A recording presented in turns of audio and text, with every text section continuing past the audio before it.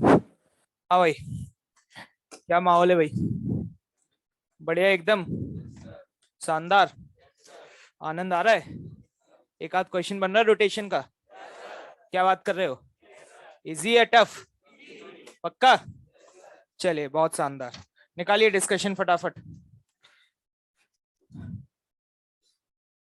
Race निकालिए अभी। सबसे पहले डिस्कशन निपटाते हैं, फिर आगे बढ़ेंगे भाई।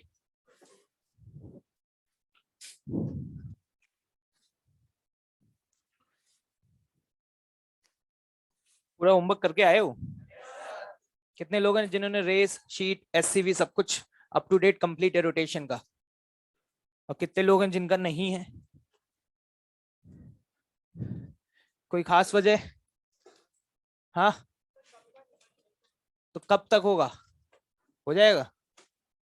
करो भाई, करो जल्दी। बिल्कुल भी बैकलॉग क्रिएट नहीं करना। तू कब कर रहा है शुरू करना? तेरा खून नहीं खोल रहा पढ़ाई के लिए? हैं? ठीक है भाई।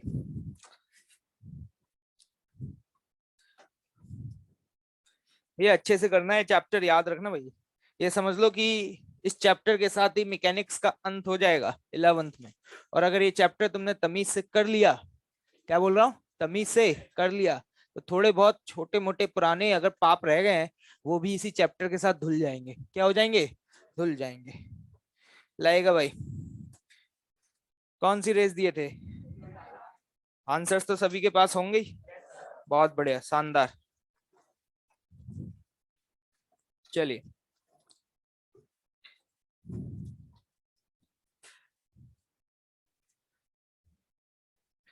क्वेश्चन नंबर 1,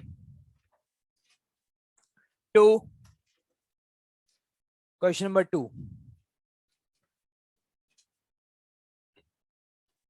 देखो यार, 3 रॉड हैं ये, है ना?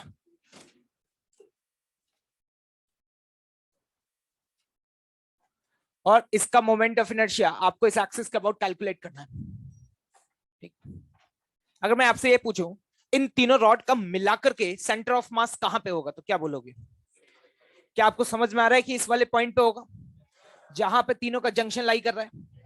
क्या ये बात क्लियर है सभी को? अगर जनाब मैं बोलूं कि इसके अबाउट इसका मोमेंट ऑफ इनर्शिया आईसीएम है, तो क्या हम पैरेलल एक्सिस थ्योरम लगा के इसके अबाउट निकाल पाएंगे? और इसके अबाउट मुझे पता है, क्योंकि एक रॉड के क्या ये एंड पॉइंट से पास हो रहा है? रॉड का मोमेंट ऑफ इनर्शिया कितना होता है? ml²/3। क्या एक रॉड का होता है? तो जरा ध्यान से देखिएगा जनाब, आईसीएम कैलकुलेट कर रहा हूं। एक रॉड का क्या लिखूंगा? ml²/3। ऐसी कितनी रॉड है? 1, 2 या 3 है? क्या इसको 3 से मल्टीप्लाई कर दूं? क्या तीनों रॉड का इस एक्सिस के अबाउट सेम या डिफरेंट? अरे सेम है भाई। तो जल्दी से बताना ये वैल्यू कितनी आ गई। क्या ये मेरा आंसर होगा? मुझे इसके अबाउट निकालना है। मुझे पैरेलल एक्सिस थ्योरम लगानी होगी। डिस्टेंस कितना है? एल। तो लिखूंगा, देखो I1 बराबर आईसीएम। आईसीएम कितना है? ml² plus, be careful, total mass m या 3m? यहां गलती होती है। टोटल मास m या 3m? एक रॉड का मास m है, एक रॉड का मास m है, तो total mass of a system is what? 3m। कितना शिफ्ट करना है? L। क्या लग रहा है भाई, आगे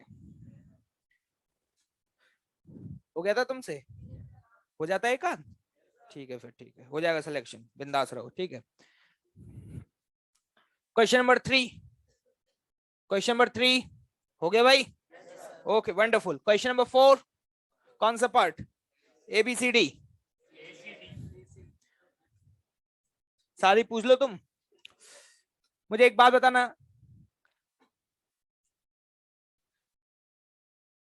ये एक स्क्वायर फ्रेम है। क्या है? स्क्वायर फ्रेम, जो कि 4 रॉड से मिलाकर के बनाया गया है। इस पे हमने एक सवाल किया था, और जिसमें मैंने ये पूछा था कि इस एक्सिस के अबाउट बताओ मोमेंट ऑफ इनर्शिया क्या होगा। तो आपको याद होना चाहिए, मैंने बोला था याद रखना, 2/3 ml²। क्या याद आ रहा है? पक्का? और इस एक्सिस के अबाउट जो यहां सेंटर से पास करे और परपेंडिकुलर हो, इसका जस्ट डबल हो जाएगा, क्योंकि IX प्लस IY बराबर IZ। तो इसके अबाउट कितना था? 4/3 ml²। क्या भाइयों ये सभी को याद है क्या? क्या बात कर रहे हो?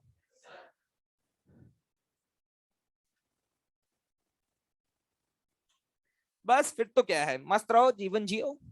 जरा ध्यान से देखना, ए पार्ट में ये ऐसे बनाया, ऐसे है तो स्क्वायर कैसे भी रख दो। इस एक्सिस के अबाउट पूछा है, क्या तुम्हें इस एक्सिस के अबाउट पता है ये डायगनल है या नहीं है?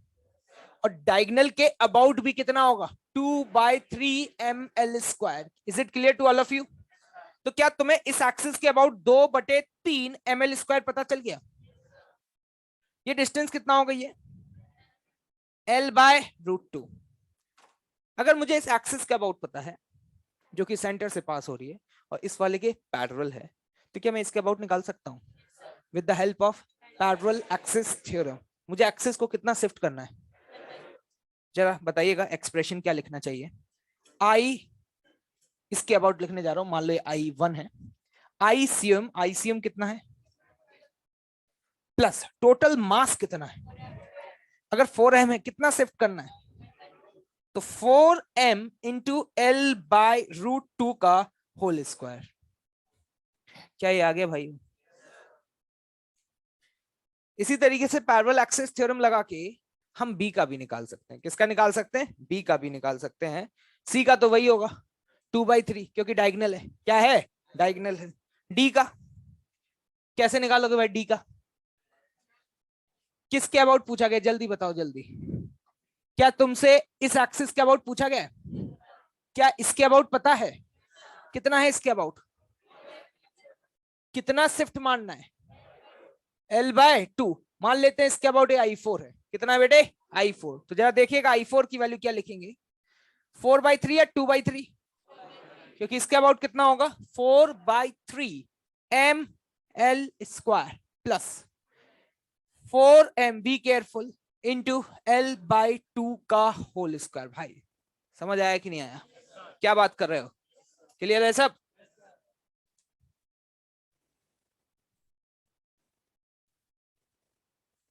ये कौन सा क्वेश्चन था?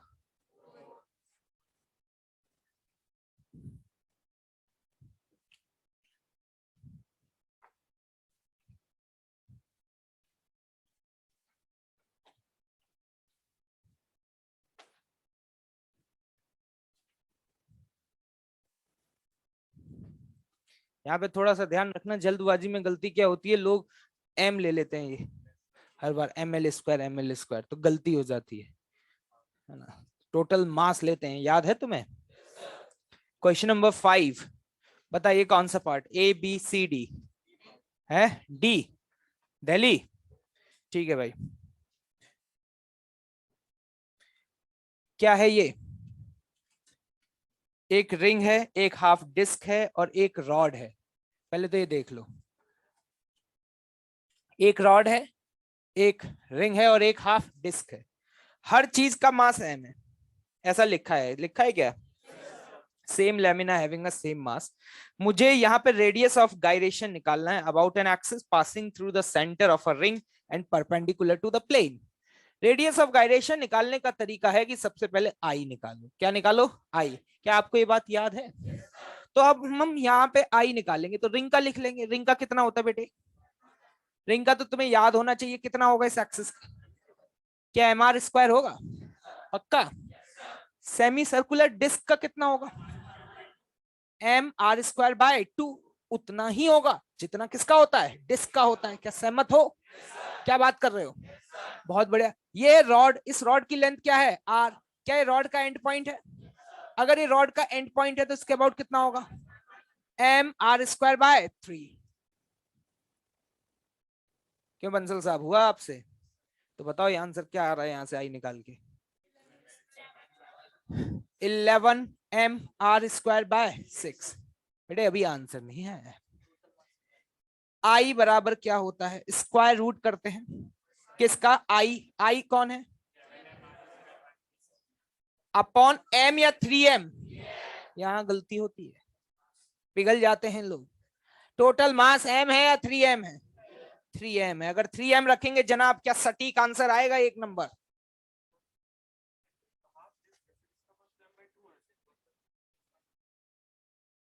है। कहां लिखी है कि फुल डिस्क का मास है? मैं दिखाओ। नहीं नहीं, तो तुमने लिया है ना क्वेश्चन में, कहां लिखा है? उसने क्या लिखा है? पढ़ो दूसरी line. Other than the outer ring, अंग्रेजी पढ़नी पड़ेगी। Other than the outer ring the wheel comprise of some uniform rods each of m and length r and some lamina. Lamina कोई भी हो सकता है, पूरी डिस्क भी हो सकती है और आधी डिस्क भी हो सकती है। जो भी लैमिना लिया है, हर उस लैमिना का मास कितना है? m है। लोग कहते हैं सर ऊपर वाले में m लिया था तो इसमें m/2। अरे भाई क्यों लोगे भाई, ऊपर वाला क्वेश्चन अलग है, ये वाला क्वेश्चन अलग है। यहाँ पे जो भी आपको लैमिना मतलब हाफ सेमी सर्कुलर डिस्क दिया है, उसका भी मास आपको क्या लेना पड़ेगा? m ही। मैं तो कह रहा हूं इवन एक क्वार्टर भी दिया होता तो भी कितना लेना होता? m ही लेना पड़ता। समझ आई गलती भाई? क्लियर है भाई? आगे बढ़े, कोई दिक्कत तो नहीं है? चलिए कितने क्वेश्चन हो गए? 5। Question number 6। क्वेश्चन नंबर 6 पढ़ने के बाद समझ नहीं आता, लेकिन है चूरन। क्या है? चूरन। पढ़िए जल्दी से।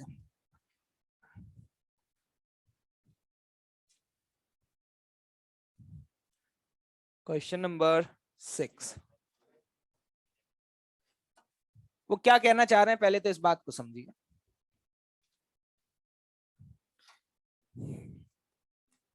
इस एक्सिस के अबाउट जो यहां से पास होता है, इस पूरे डिस्क का मोमेंट ऑफ इनर्शिया आई है। क्या है? आई। ओ मेरे भाई, उसके बाद कहते हैं कि वो 1 क्वाड्रेंट कट कर देते हैं। 1 क्वाड्रेंट का मतलब है इतना हिस्सा काट के निकाल दिया, इतना हिस्सा काट के निकाल दिया। क्या समझ आ रहा है भाई? एक बात बताओ, इस एक्सिस के अबाउट सबको बराबरी तो मिलेगा? कद्दू सब में, लेकिन बराबर बटेगा। क्या ये बोल सकते हैं?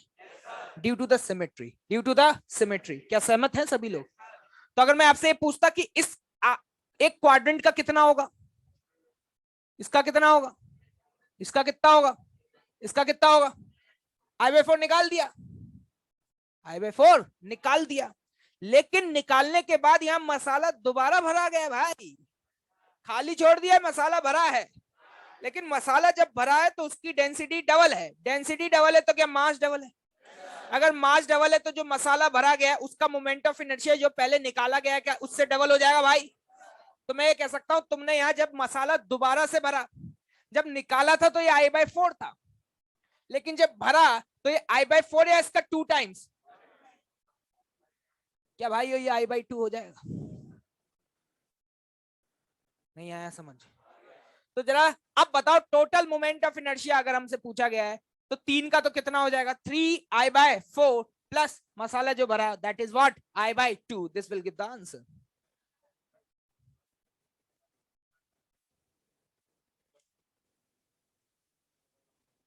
इतनी मेहनत क्यों कर रहे हो? ये टफ था मेथड, तो तुम इससे भी शॉर्टकट है तुम्हारे पास, तो लॉन्ग कट क्यों बता रहे हो?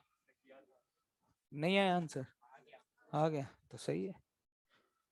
एक और तरीका था सोचने का, ये सोच लो कि काट के कुछ बाहर निकाला ही नहीं है, एक I/4 ऐड कर दिया है तो I plus I/4, answer is 5I/4 है सर।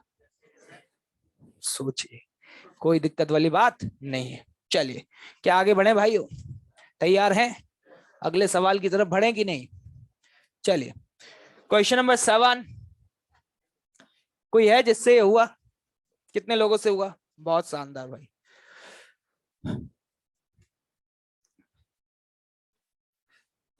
ये m जो मास दिया हुआ है ये बचे हुए कैविटी का हटा करके दिया हुआ है ना। सबसे पहले तो मैं आपसे ये पूछना चाह रहा हूं, अगर मैं आपको ऐसे डिस्क बना के दे दूं बेटा, ठीक है, और मैं तुमसे ये पूछूं कि वो एक्सिस जो ऐसे पास हो रही है, इसके अबाउट मोमेंट ऑफ इनर्शिया इसका क्या होगा? इसके अबाउट इसका मोमेंट ऑफ इनर्शिया क्या होगा अगर सपोज मैंने इसका मास m1 और रेडियस r1 लिया होता? तो मैं इस एक्सिस के अबाउट मोमेंट ऑफ इनर्शिया निकालना चाहता हूं। बहुत सारे तरीके हैं, ठीक है, पैरेलल एक्सिस थ्योरम लगा लो या फिर परपेंडिकुलर एक्सिस थ्योरम लगा लो, क्योंकि ऐसा सवाल हमने किया है। क्या वो एक्सिस जो सेंटर से पास हो रही है उसके अबाउट पता है? क्या ये डायमीटर है? अगर ये डायमीटर है तो डायमीटर के अबाउट बेटे क्या होगा? m1 r1 स्क्वायर बाई 2 या 4? क्या याद आ रहा है? पक्का? अब ये डिस्टेंस तो r है, लेकिन हमें आर से मतलब है या मिनिमम डिस्टेंस? क्या मिनिमम डिस्टेंस जे वाला होगा? अगर जे वाला एंगल 45 है तो ये वाला कितना है? अगर ये 45 है तो ये डिस्टेंस कितना? R by root two. क्या ये भाई वो समझ में आ रही है बात? तो जरा जल्दी से बताइएगा, क्या पैरेलल एक्सिस थ्योरम लगा के अपनी एक्सिस को R by root two shift कर दें? अगर एक्सिस को R by root two shift करेंगे तो देखिएगा नई वाली एक्सिस के अबाउट क्या लिखेंगे, m1 r1 square by 4 plus m1 into r1 by root two का होल स्क्वायर। नहीं आया? अरे आया कि नहीं आया? क्या बात कर रहे हो यार? तो बताना यहां से वैल्यू कितनी आ जाती है? m1 r1 स्क्वायर को बाहर रख लेते हैं, वो तो आना ही है, 1/4 प्लस 1/2 मेरे हिसाब से 3/4। सही है, कैलकुलेशन देख लेना। अभी सवाल सॉल्व नहीं करा है, अभी तक सवाल सॉल्व नहीं किया है। अभी तक तो ये निकाला सर, क्यों निकाला है? क्योंकि शायद जरूरत पड़ेगी। क्या पड़ेगी इसकी? जरूरत। अब देखना यहां पर आते हैं,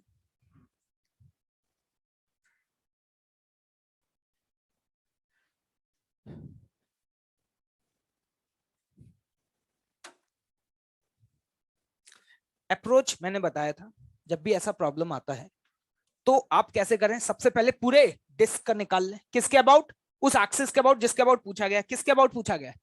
इसके अबाउट। उसमें से इस डिस्क का क्या कर दें? माइनस। लेकिन पहले मास भी लिख लें। क्या लिख लें? मास भी लिख लें। यहाँ पे जो मास दिया हुआ है वो इतने का दिया हुआ है, इतने का, है ना। और अगर मैं आपसे पूछूं कि इसका मास कितना होगा, तो मैं आपको बताना चाहूंगा इसका मास m/3 होगा। कैसे आए? कैसे आया? एरिया से। किससे आया? एरिया से। जो मास है वो डायरेक्टली प्रोपोर्शनल किसके होता है? एरिया। जिसका मास m दिया हुआ है उसका एरिया है pi into R square minus r/2 का होल स्क्वायर। क्या ये है? तो मान लो इसका मास अगर m1 था, कितना था इसका मास? m1, तो डिवाइड बाय m1, और इसका एरिया क्या लिखता? Pi into R square by 4, क्योंकि रेडियस इसका कितना है? r/2। देखो यहाँ पे डिवाइड डिवाइड करके ये m1 की वैल्यू m/3 आ जाएगी। कितनी आ जाएगी? m/3। समझ में आया?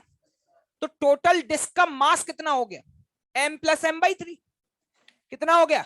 m plus m/3। समझ में आ रहा है कि नहीं आ रहा?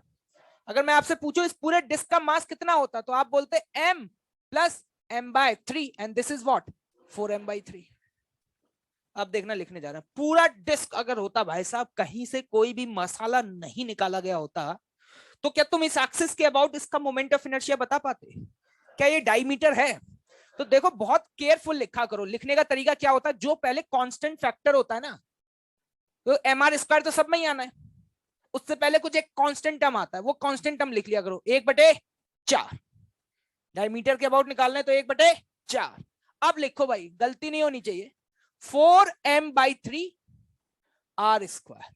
क्या सब मामला सही लिखा है? क्या ये टोटल है? क्या है? टोटल। लेकिन इसमें से क्या करना है? माइनस। किसका? इसका। क्या इसका इस एक्सिस के अबाउट निकाल चुके हो? कितना था? m1 r1 square into 3/4। तो जो कांस्टेंट फैक्टर है वो लिख लो, 3/4। m1 है उसका मास, जल्दी बताओ कितना? m/3। रेडियस, ये रेडियस कितना है? r/2। तो क्या? इंटू r/2 का होल स्क्वायर। अगर इस तरीके से, मेरी तरीके से लिखने की कोशिश करोगे, प्रैक्टिस करोगे इसी तरीके से, तो कभी भी कैलकुलेशन एरर नहीं। देखो कॉन्सेप्ट तो बहुत सिंपल है, लेकिन बस वही है कि जल्दबाजी में गलती हो जाती है। कुछ लोग मास लिखने में गलती कर देते हैं। कुछ लोगों ने अगर मास सही लिख लिया, तो कुछ लोग इसका मोमेंट ऑफ इनर्शिया इस एक्सिस के अबाउट लिखने में गलती कर देते हैं। अगर छोटी छोटी बारीकियों पे ध्यान दिया जाए तो यहाँ पर कैलकुलेशन एरर होने की कोई भी गुंजाइश नहीं है। मेरे सामने जब भी ऐसे क्वेश्चंस आते हैं तो मुझे पता होता है कि कॉन्सेप्ट तो मेरा क्लियर है, लेकिन अगर मैं थोड़ा कैजुअल एटीट्यूड से सॉल्व करूंगा तो पक्का है कि कैलकुलेशन एरर होगा। तो मैं तो बहुत तमीज से लिखता हूं भाई, तुम लोग इतनी तमीज से लिख पाओगे? ठीक है भाई, आगे बढ़े। कौन सा क्वेश्चन था? 7। बहुत बढ़िया।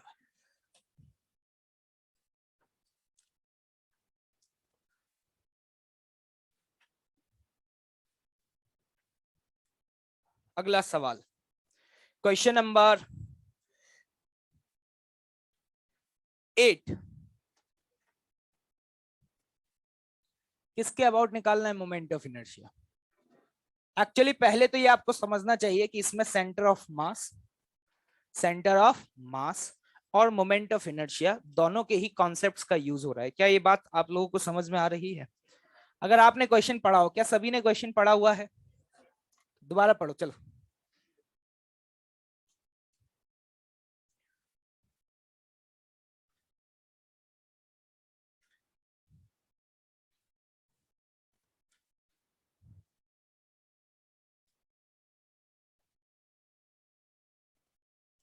पढ़ लिया क्या? दोबारा पढ़ो।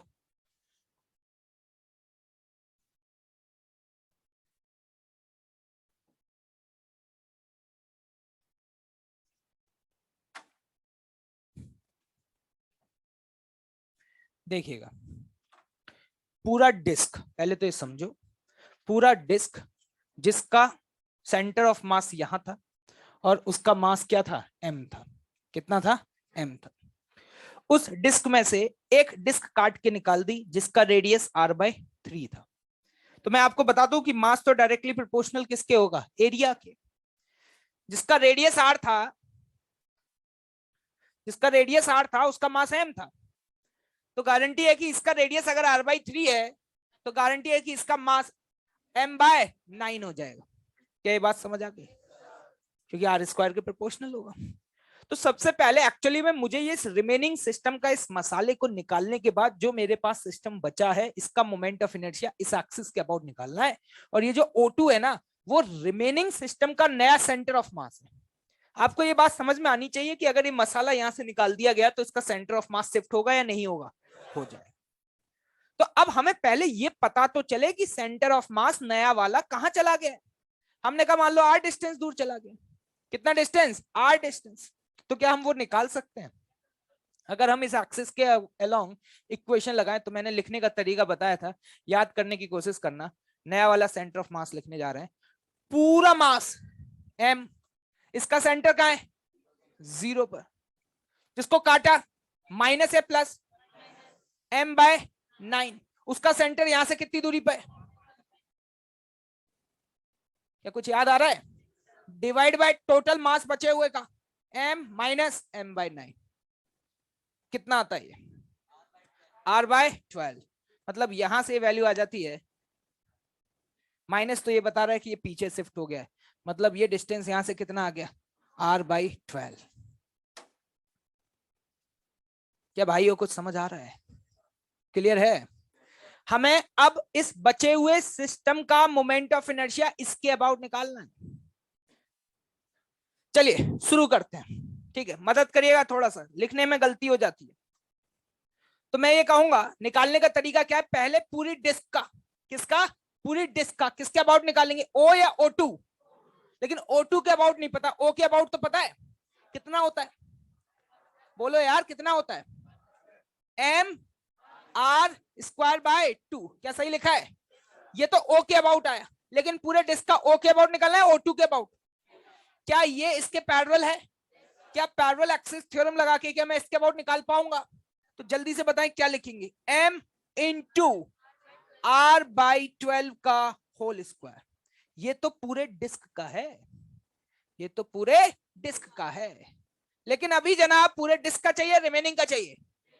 तो इस मसाला का जो तुमने काट के फेंक दिया, क्या इसका भी इसके अबाउट निकालना होगा? इसका भी इसके अबाउट निकालने का तरीका क्या है? सबसे पहले इसका इसी के एक्सिस के अबाउट निकालो। इसके अबाउट बताओ क्या लिखोगे? m कितना है, लेकिन r कितना है? बटे 2। ये तो इसके अबाउट आया, लेकिन ये एक्सिस यहां से कितना पीछे होगी? r/12 plus 2r/3। क्या गरीबों समझ में आ रहा है? बताना ये कितना आ गया? 9r/3, मतलब सॉरी बाय 12, मतलब 3r/4। तो देखना ध्यान से, प्लस m/9 मास कितना एक्सिस? 3r/4 का स्क्वायर। क्या भाइयों इसके आगे आप लोग खुद सॉल्व कर सकते हैं क्या? पक्का? घर जाके दोबारा से अटेम्प्ट करिए इस क्वेश्चन को। ठीक है, प्रैक्टिस करिए भाई ऐसे क्वेश्चंस की। कब तक हम छोड़ते रहेंगे जस्ट बिकॉज ऑफ कि कैलकुलेशन थोड़ा लेंथी होगा? यही क्वेश्चन तो है जो डिफरेंस क्रिएट करेंगे। तुम देख करके छोड़ दोगे कि कैलकुलेशन है, कॉन्सेप्ट मेरा क्लियर है लेकिन कैलकुलेशन लंबी है तो मैं करूंगा नहीं, और जिसको अच्छी रैंक लानी है वो ऐसे क्वेश्चंस को सही करेगा। घर जाके क्या करना है, कभी किए हैं आज तक? ओके।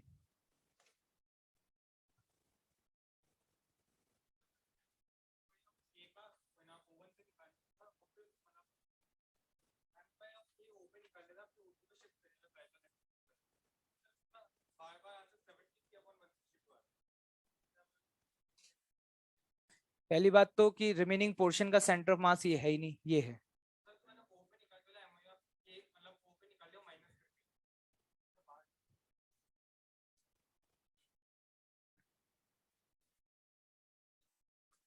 चलिए नेक्स्ट।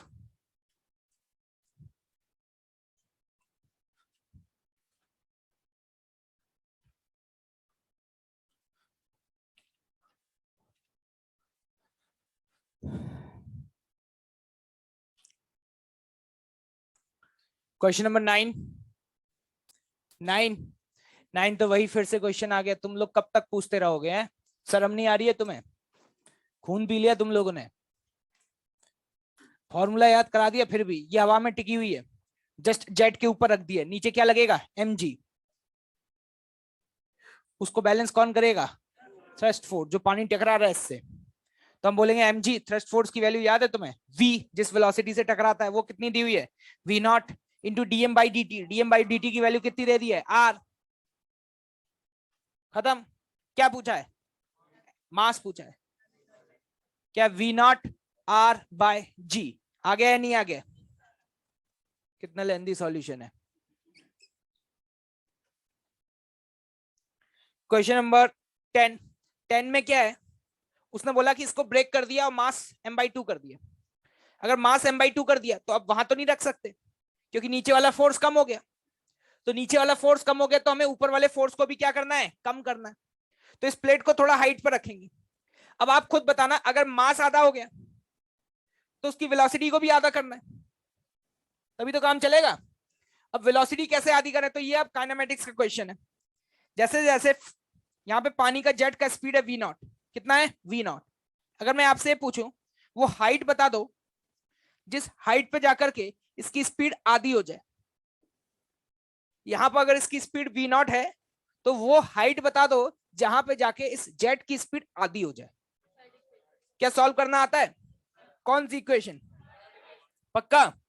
v नॉट बाई 2 का v square minus u square बराबर 2a की value minus g into h। क्या यहां से बेटे h की वैल्यू आ जाएगी? कितनी आ रही है? 3v not square by 8g। ये लो भैया, सस्ता सवाल, खत्म। यही पूछा है उसने। पूछा है मास को आधा कर दिया गया है तो प्लेट को कहां रखना पड़ेगा जिससे कि वो इक्विलिब्रियम में रहे। तो हमने कहा कि मास आधा हो गया तो थ्रस्ट फोर्स भी आधा हो जाए, और थ्रस्ट फोर्स की वैल्यू ये होती है। तो हमने कहा कि स्पीड को आधा करना है। अब स्पीड को आधा कैसे करें? उस प्लेट को थोड़ा ऊपर रख दो, क्योंकि जैसे जैसे पानी ऊपर की तरफ जाएगा उसकी स्पीड क्या होती जाएगी? कम होती चली जाएगी। That's all. ये लीजिए भाई, निकालिए। और क्या था भाई? शीट निकालो फटाफट, जल्दी जल्दी, 10 मिनट और maximum.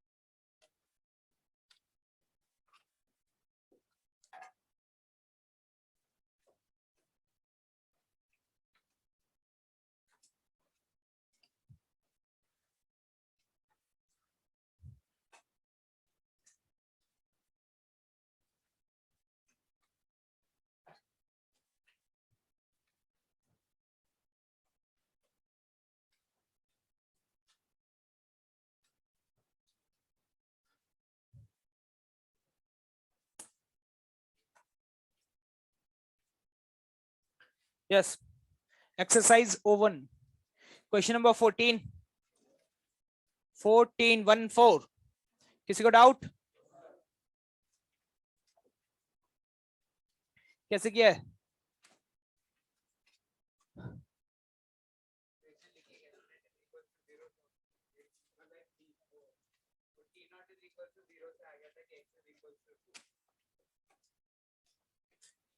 Question number 15।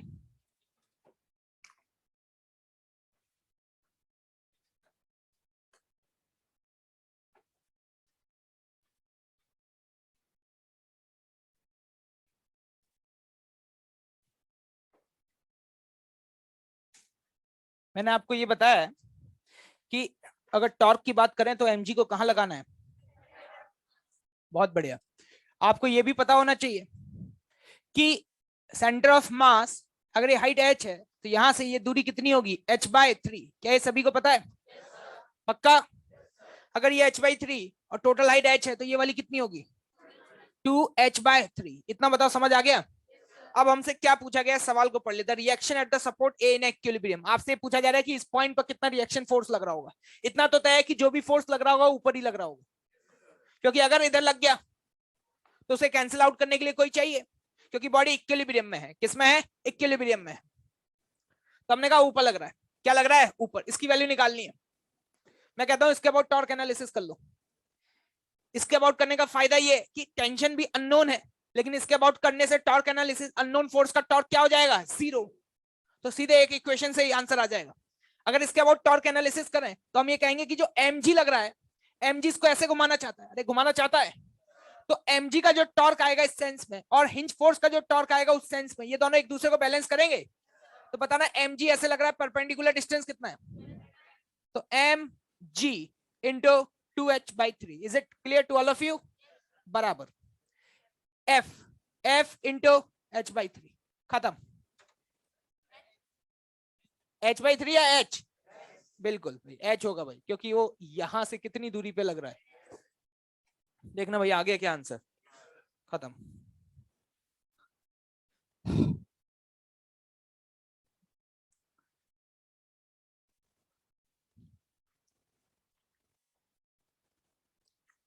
Question number 16। बोल।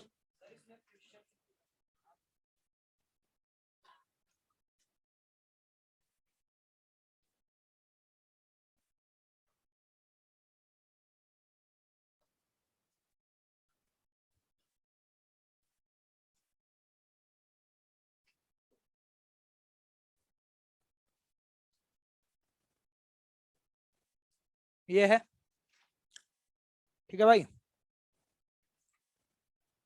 फ्रिक्शन लग रहा होगा, पता नहीं, मैं नहीं जानता उसके बारे में, लेकिन हो सकता है लग रहा हो, लगना भी चाहिए, नहीं तो रुकेगा नहीं। ठीक है, इनके बीच की दूरी कितनी है? ठीक, और ये दूरी कितनी है, ये, और ये कितनी है? अगर मैं इस पॉइंट के अबाउट टॉर्क एनालिसिस करूं, सेंटर ऑफ मास के अबाउट, किसके अबाउट? सेंटर ऑफ मास के अबाउट, तो जो भी यहाँ पे फ्रिक्शन लग रहे होंगे, लगेगा तो सरफेस के अलोंग ही ना फ्रिक्शन। मुझे नहीं पता आगे ऊपर लगेगा नीचे लगेगा, लेकिन सरफेस के अलोंग लगेगा, किसी एंगल पे लगेगा। ये कैसे पता चला, जल्दी बताओ चलो। क्योंकि फ्रिक्शन है। क्या है? फ्रिक्शन। फ्रिक्शन तो हमेशा कहां लगेगा? सरफेस के अलोंग। अगर इस पॉइंट के अबाउट टॉर्क एनालिसिस करूंगा तो फ्रिक्शन का टॉर्क है mg का टॉर्क। पक्का? बचा कौन? n1 और n2। n1 का टॉर्क इसको ऐसे घुमाने की कोशिश करेगा और n2 का टॉर्क इसको ऐसे घुमाने की कोशिश करेगा। क्या मैं कह सकता हूं n1 का टॉर्क बराबर n2 का टॉर्क होगा? इस पॉइंट के अबाउट n1 का टॉर्क बताओ क्या लिखोगे, और n2 का टॉर्क L/4 से L/4, n1 बराबर। खत्म। क्या? ऑब्वियस सी बात है, इक्विलिब्रियम में है तो फ्रिक्शन लगेगा ही, नहीं तो mg sin थीटा को बैलेंस कौन करेगा? mg sin थीटा को कोई ना कोई तो होगा जो बैलेंस कर रहा होगा, लेकिन उस बिना सोचे भी उससे हो जाएगा सवाल। क्या? n1 n2 would be in the vertical direction। हाँ, n1 n2 हमेशा सरफेस के परपेंडिकुलर ही लगेंगे ना।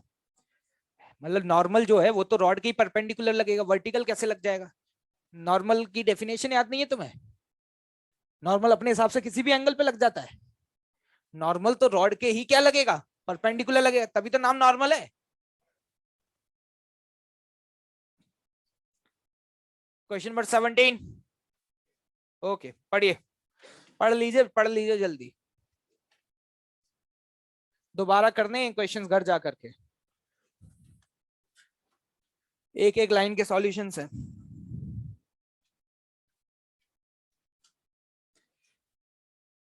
ये पूछा है कि ये कोई डोर है सपोज, और ये यहाँ पे हिंज है ए और बी पॉइंट पर। तो जहां पे हिंज है तो वहां पे उस पॉइंट पर फोर्स लग रहे होंगे। कल इसके बारे में चर्चा भी करी थी, हिंज फोर्स, याद आ रहा है कुछ? भाई जहां पर वो क्लैंप सी लगी हुई है वो फोर्स लगा रही होगी। तो ये बोल रहा है कि भाई साहब ये चार डायग्राम तुम्हारे सामने दे दिए, इनमें से ये बता दो कि करेक्ट फ्री बॉडी डायग्राम कौन सा होगा। एक बात मैं जानता हूं कि अगर बॉडी इक्विलिब्रियम में है तो नेट फोर्स एक्स के along as well as Y के अलोंग, दोनों के अलोंग क्या होना चाहिए, जीरो। क्या ये बात मानते हो? जरा तुम ध्यान से देखो, ऑप्शन ए और सी तो देखते ही कैंसिल हो जाएंगे, क्योंकि ए वाले ऑप्शन में एक्स एक्सिस के अलोंग दोनों फोर्स क्या सेम दिशा में लग रहे हैं, तो वो तो वैसे भी कैंसिल नहीं होंगे। इसी तरीके से सी ऑप्शन को भी देखो, क्या सी ऑप्शन में भी एक्स एक्सिस के अलोंग दोनों फोर्स सेम दिशा में लग रहे हैं, तो ये भी नहीं होगा। मतलब ए और सी तो गए, बचा कौन, बी और सी।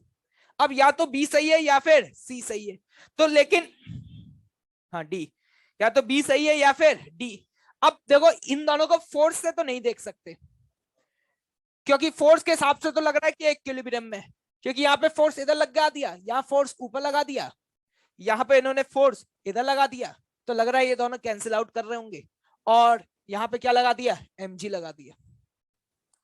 तो देख करके तो ऐसा लग रहा है कि फोर्सेस के हिसाब से तो इक्विलिब्रियम है, लेकिन मैंने कहा बेटे फोर्स तो फेल, अब बचा कौन, टॉर्क। अगर बॉडी इक्विलिब्रियम में है तो उस पर नेट टॉर्क क्या होना चाहिए, जीरो। किस पॉइंट के अबाउट, किसी के भी अबाउट, हर पॉइंट के अबाउट। क्या ये बात याद है? तो मैंने कहा यार वो वाला पॉइंट लो जिसके अबाउट ज्यादातर फोर्सेस का टॉर्क जीरो हो रहा हो। क्या ये वाला पॉइंट ले लें? फायदा क्या है, ये और ये, क्या इन दोनों का टॉर्क इस पॉइंट के अबाउट कैंसिल हो जाएगा? अब देखना, ये बी ऑप्शन की मैं बात कर रहा हूं, mg ऐसे लग रहा है, mg अगर ऐसे लगेगा तो इसको कैसे घुमाने की कोशिश करेगा, यार है mg नीचे लग रहा है, कैसे घुमा रहा है इसको, कैसे घुमा रहा है, क्लॉकवाइज। फील करो जल्दी से, यहाँ पे हाथ लगा लो। और अगर mg ऐसे लगेगा तो डोर को कैसे घुमा रहा है, ऐसे घुमा रहा है, लेकिन डोर कहीं जाएगा क्या, नहीं। इसका टॉप देखो, ये ऐसे लग रहा है, तो ये देखो कैसे घुमा रहा है, ऐसे घुमा रहा है नहीं घुमा रहा, तो इसका मतलब mg का टॉर्क क्लॉकवाइज और इसका टॉर्क एंटी क्लॉकवाइज, क्या कैंसिल कर सकते हैं, बिल्कुल कर सकते हैं। लेकिन अगर ऐसा होता, जो कि डी ऑप्शन में, किसमें, डी, ये वाला फोर्स भी इधर लग रहा है, तो mg और इसका टॉर्क इस पॉइंट के अबाउट क्या सेम डायरेक्शन में आता, सेम में आता तो क्या होता, क्या घूम जाता, नहीं आया समझ? Which option is correct, B.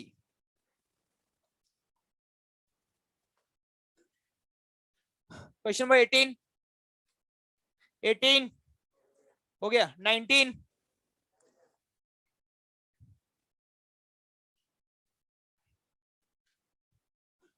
वही ऑप्शन है ABCD, एक गरीबी हो बिल्कुल है, ऑप्शन नहीं है।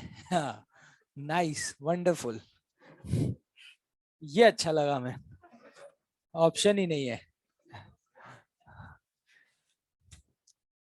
ये बोला गया है कि ये एक कोई नॉन यूनिफॉर्म स्पेयर है, ठीक है। नॉन यूनिफॉर्म का मतलब जरूरी नहीं है कि इसका सेंटर ऑफ मास इसके सेंटर, इसको ऐसे रख दिया और ये लुढ़क के ना नीचे जा रहा है ना ऊपर जा रहा है, ये वो खुद बोल रहे हैं कि ये इक्विलिब्रियम में है। किसमें है, इक्विलिब्रियम में है, ठीक भाई। अगर ये इक्विलिब्रियम में है तो मैं आपसे एक बात पूछना चाह रहा हूं कि इस पर नेट टॉर्क क्या होना चाहिए, मानते हो इस बात को? बहुत बढ़िया। इतना तो तय है कि नॉर्मल ऊपर लगेगा और फ्रिक्शन इधर लगेगा।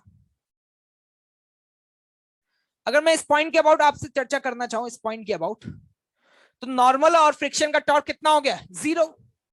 बचा एक ही है, कौन, mg। कल बात हुई थी, अगर तीन नॉन पैरेलल फोर्सेस लग रहे हैं तो वो तीनों का लाइन ऑफ एक्शन क्या एक ही पॉइंट से पास होना चाहिए।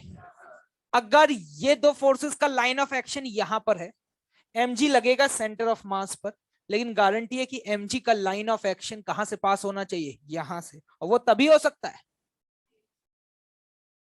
जब mg क्या सेंटर ऑफ मास, क्या बेटे सेंटर ऑफ मास इस लाइन पर हो, तभी तो mg का पास होगा। अगर मान लो इस लाइन के इधर होता तो क्या इस पॉइंट के अबाउट mg का टॉर्क आता, तो क्या इक्विलिब्रियम में रह पाता, नहीं रह पाता। नहीं आया समझ, दोबारा समझाऊं। तीनों फोर्सेस इस पॉइंट पर इंटरसेक्ट करने चाहिए, वो तभी पॉसिबल हो सकता है जब इस नॉन यूनिफॉर्म स्फीयर का सेंटर ऑफ मास इसी लाइन पे लाई कर रहा हो, क्योंकि mg हमेशा सेंटर ऑफ मास पे लगता है, और सेंटर ऑफ मास अगर कहीं और होगा तो उसका लाइन ऑफ एक्शन इस पॉइंट से पास नहीं करेगा। तो आंसर मस्ट बी कौन सा होना चाहिए, सी होना चाहिए। किसी से हुआ था ये? और क्या था भाई, जल्दी निकालिए भाई S1।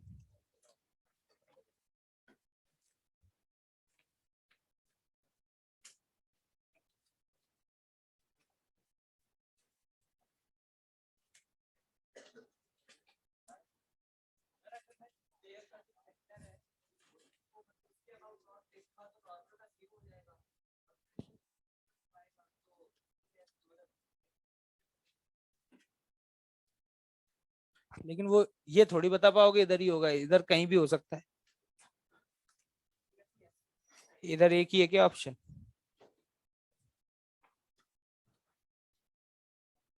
क्वेश्चन नंबर 4 हो गया।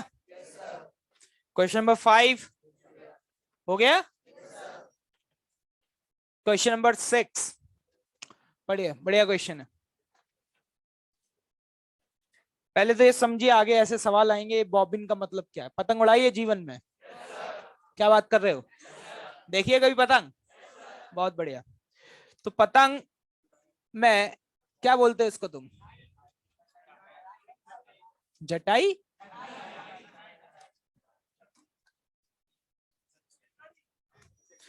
चलो ठीक है, जो भी बोलते हो, है ना।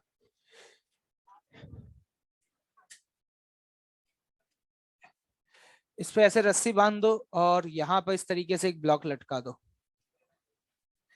ये जो है ना, ये इसी को बॉबिन बोलते हैं। क्या बोलते हैं? बॉबिन। ये आगे जाके देखोगे स्पूल भी बोलते हैं। क्या बोलते हैं? स्पूल। ये 3D में ऐसा दिख रहा होगा, समझ पा रहे हो? ये दो ऐसे होंगे, रस्सी बंदी होगी यहाँ पर इस तरीके का। जो आप देख रहे हो वो उसका साइड व्यू देख रहे हो। कौन सा व्यू देख रहे हो? Side view. अगर इसी चीज को साइड से देखोगे तो हम ये कहेंगे कि एक तो ये बड़ा वाला और एक ये छोटा वाला, और इसमें यहाँ पे एक ब्लॉक बंधा हुआ है। इसका मास कितना है ब्लॉक का? एम है। मारूंगा ना इतना। कौन है ये एम वाला? खड़े हो जाओ, खड़े हो जाओ। एम। कंबोज साहब तुम्हें अभी बताते हैं, रुको। इसका मास कितना है बॉबिन का? 3 kg। कितना है? 3 kg। ठीक है।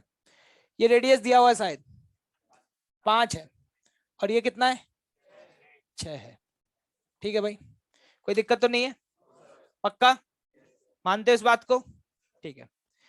मान लो यहाँ पे फ्रिक्शन लग रहा होगा इधर कहीं, और नॉर्मल लग रहा होगा ऐसे।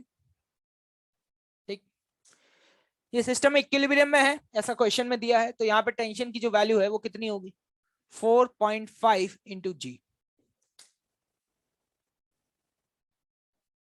4.5 इंटू जी। क्या मैं बोल सकता हूँ ये? तो देखो, क्या इसके ऊपर नेट फोर्स और नेट टॉर्क जीरो होगा? किसी भी पॉइंट के अबाउट होगा?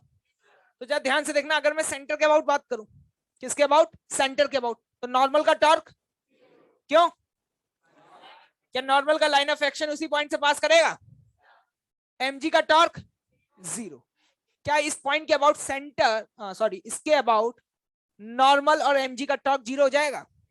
इसके अबाउट सिर्फ दो ही फोर्सेस का टॉर्क आएगा, एक तो टेंशन और दूसरा कौन? फ्रिक्शन। तो हम ये कह सकते हैं जो फ्रिक्शन का टॉर्क है वो टेंशन के टॉर्क को क्या कर रहा होगा? बैलेंस। फ्रिक्शन का टॉर्क कितना लिखेंगे? Fr इंटू 6, क्योंकि ये डिस्टेंस कितना है? 6। क्या समझ में आया? टेंशन, टेंशन की वैल्यू बताओ कितनी है, 4.5 इंटू जी, और ये डिस्टेंस कितना है 5। लोग कहते हैं सर ये परपेंडिकुलर होगा, मैंने कहा हाँ परपेंडिकुलर ही होगा क्योंकि वो टेंजेंट है। क्या है, टेंजेंट। तो आर और टेंजेंट के बीच का एंगल तो वैसे भी हमेशा क्या होता है 90 ही होता है, तो तुम्हें टेंशन लेने की जरूरत नहीं है। तो बताना जल्दी से, टेंशन इंटू जी, ये तो हो गया फोर्स, इंटू आर कितना आ गया 5। क्या बेटे यहां से फ्रिक्शन की वैल्यू आ जाएगी, आ पाएगी या नहीं? ठीक है भाई, यहां से फ्रिक्शन आ गया, क्या आ गया फ्रिक्शन। अब देखना ध्यान से, इस पूरे सिस्टम पर along the inclined plane net force क्या होना चाहिए, 0। इस पूरे सिस्टम का टोटल मास अगर मैं आपसे पूछूं तो 3 kg का ये है, 4.5 का ये, कितना हो गया 7.5, कितना हो गया 7.5। तो यहाँ पे फोर्स, यहाँ पे कितना लगेगा नीचे, M G sine theta. Net force कितना लगेगा एम जी साइन थीटा, लेकिन एम कितना होगा जी साइन थीटा। होगा या नहीं होगा? इसको बैलेंस कौन कर रहा होगा, है पक्का? तो मैं यहां पे बोल सकता हूं 7.5 g sine theta will be equal to what, friction. Friction की वैल्यू यहां से पुट कर दो, थीटा आ जाएगा। क्या आ जाएगा, थीटा। सोचिए आराम से, कोई दिक्कत की बात नहीं है।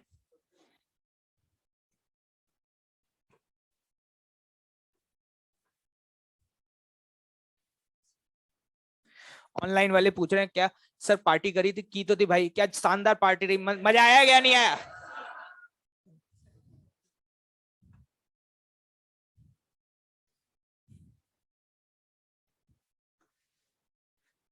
दोबारा सॉल्व करना इस क्वेश्चन को घर जाके, करते हो सॉल्व?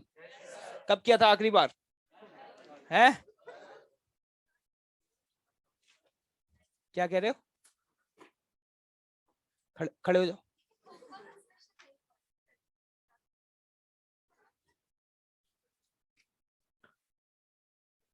एससीवी कर लें कि डिस्कस, ले आओ यार, चलो छोड़ दो यार, इतने आसान सवाल है कि करने का मन नहीं कर रहा है। दोबारा करो दोबारा, आज सॉल्यूशन डाल दूंगा, सॉल्यूशन देख लेना ठीक है। क्या मतलब है, अभी तुम सारे पूछ डालोगे मैं जानता हूँ। तुम देख लो अभी, रेस के 10 पूछे भाई लोगों ने, है ना? यहाँ भी लगभग पूछ ही लिए, O1 तो पूरी पूछ डाली। वो तो अच्छा है कि S1 में मैंने ज्यादा ध्यान नहीं दिया, 1-2 बार पूछ लिया, किसी को डाउट है तो एक आध खड़ा हो ही जाता। ठीक है, बोल।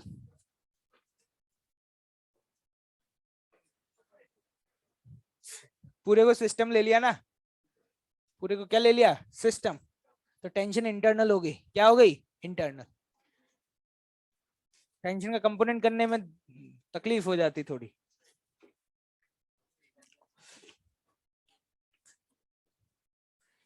चलिए भाई, फटाफट नोट्स निकाल लीजिए,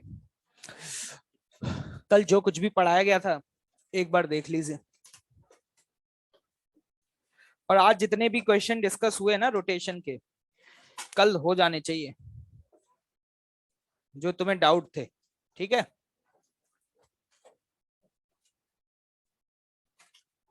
चलो जल्दी जल्दी फटाफट देखो भाई क्या क्या बताया था। किसी को कोई डाउट है सोच के रखो, 2 मिनट का समय दूंगा, डाउट पूछ सकते हैं आप, उसके बाद आई विल स्टार्ट। आज का लेक्चर बहुत इंपॉर्टेंट है, मतलब ये समझ लो आज खत्म।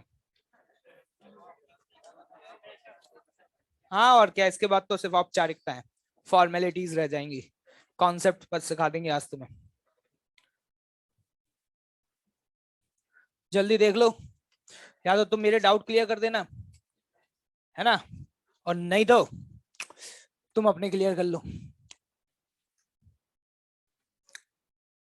क्या नाम क्या है तुम्हारा, समीर? हंस क्यों रहे हो बे, कुछ खास है क्या ऐसा नाम में, है?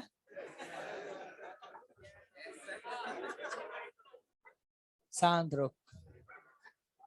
किस बैच में थे पहले भाई, नहीं ऑनलाइन में? पता नहीं, पता ही नहीं। अच्छा मुझसे पढ़े ऑनलाइन, नहीं?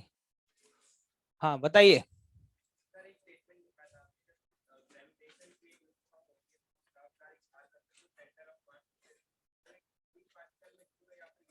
फॉर एनीबॉडी, कैसा भी हो, चाहे डिस्क्रीट हो चाहे कॉन्टिन्यूस हो।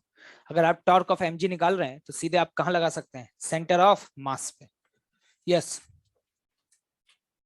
और कोई? सब क्लियर? इतना क्लियर हो गया, रोटेशन में कोई डाउट ही नहीं आ रहा है, सब साफ है, ऑल क्लियर। ये पढ़ते नहीं हो क्या तुम लोग? मैं तो ये एक्सपेक्ट करके आया था कि 10-15 ताबड़तोड़ यहाँ पर गोलीबारी होगी। कुछ नहीं भाई, पढ़ नहीं रहे हो इसका मतलब, या फिर इतना शानदार पढ़ा रहा हूँ कि डाउट ही नहीं आ रहा है।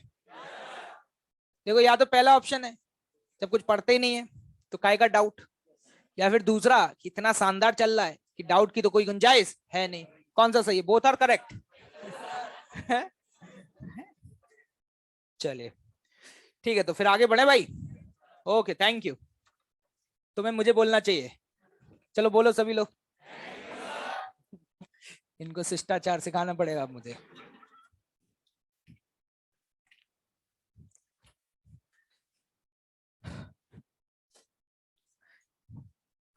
देखिए, कल ये जो इक्वेशन लिखी थी इसकी इंपॉर्टेंस उतनी ही है जितनी F बराबर ma की। जैसे इससे पहले आपसे कभी भी एक्सेलरेशन पूछा जाता था तो आपके दिमाग में सबसे पहले यही आता था, F बराबर ma।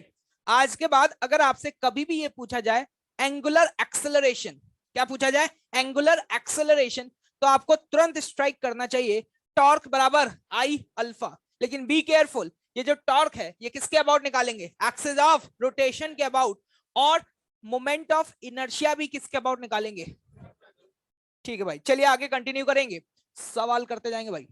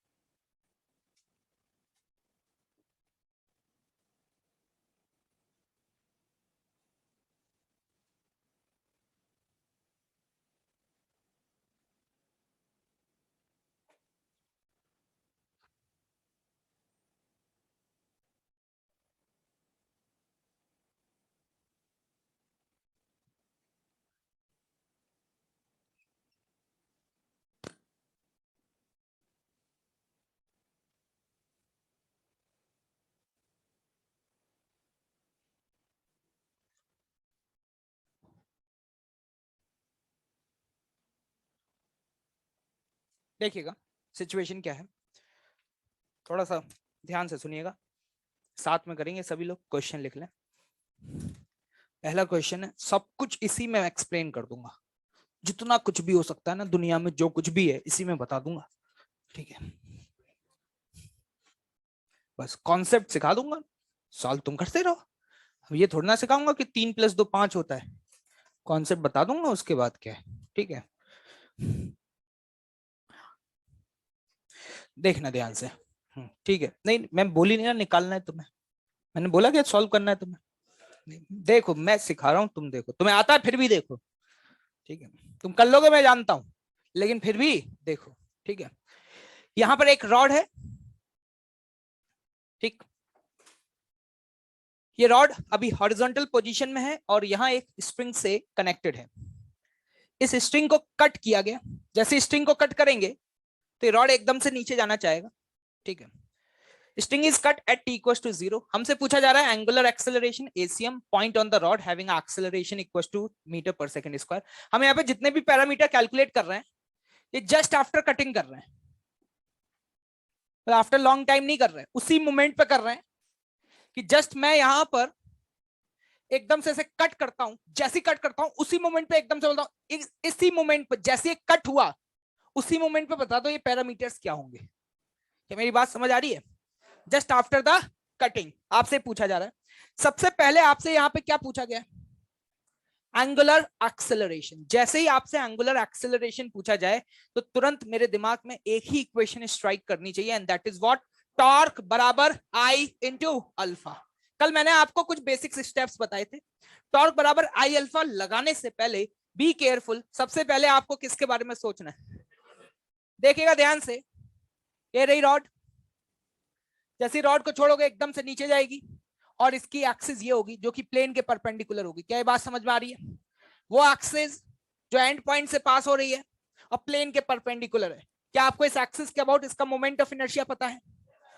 M L square by 3। ठीक है, एक्सिस पता चल गई। दूसरा, फ्री बॉडी डायग्राम बनाओ।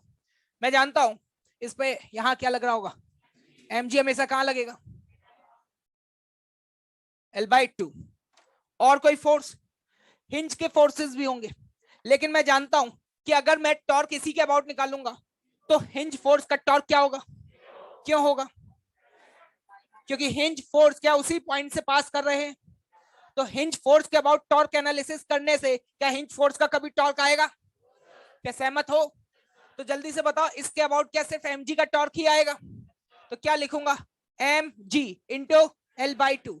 दिस इज द टॉर्क बराबर आई कितना होगा? ml²/3 into alpha. Is it clear to all of you? यहां से ये सब कैंसिल हो जाएगा। अल्फा की वैल्यू बताओ क्या आती है? 3g divided by 2l। क्या ये क्लियर है भाई? फर्स्ट पार्ट हो गया, फर्स्ट पार्ट हो गया। क्या सहमत हो? ये अल्फा किस पॉइंट का है?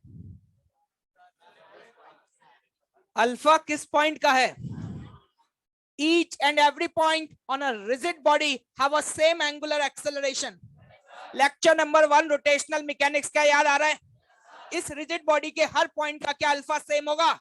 अगर कोई पूछता अल्फा किस पॉइंट का, तो मैं कहूंगा पॉइंट पॉइंट की बात मत करो, alpha is the property of a body. तो मैं कहूंगा अल्फा तो ये रॉड का है। क्या है? रॉड का। और तुम मुझसे अगर किसी पार्टिकल की बात कर रहे हो इस रॉड के ऊपर, तो इस बात की गारंटी है कि हर पार्टिकल का अल्फा क्या सेम होगा या नहीं होगा। क्या सभी लोग सहमत हैं?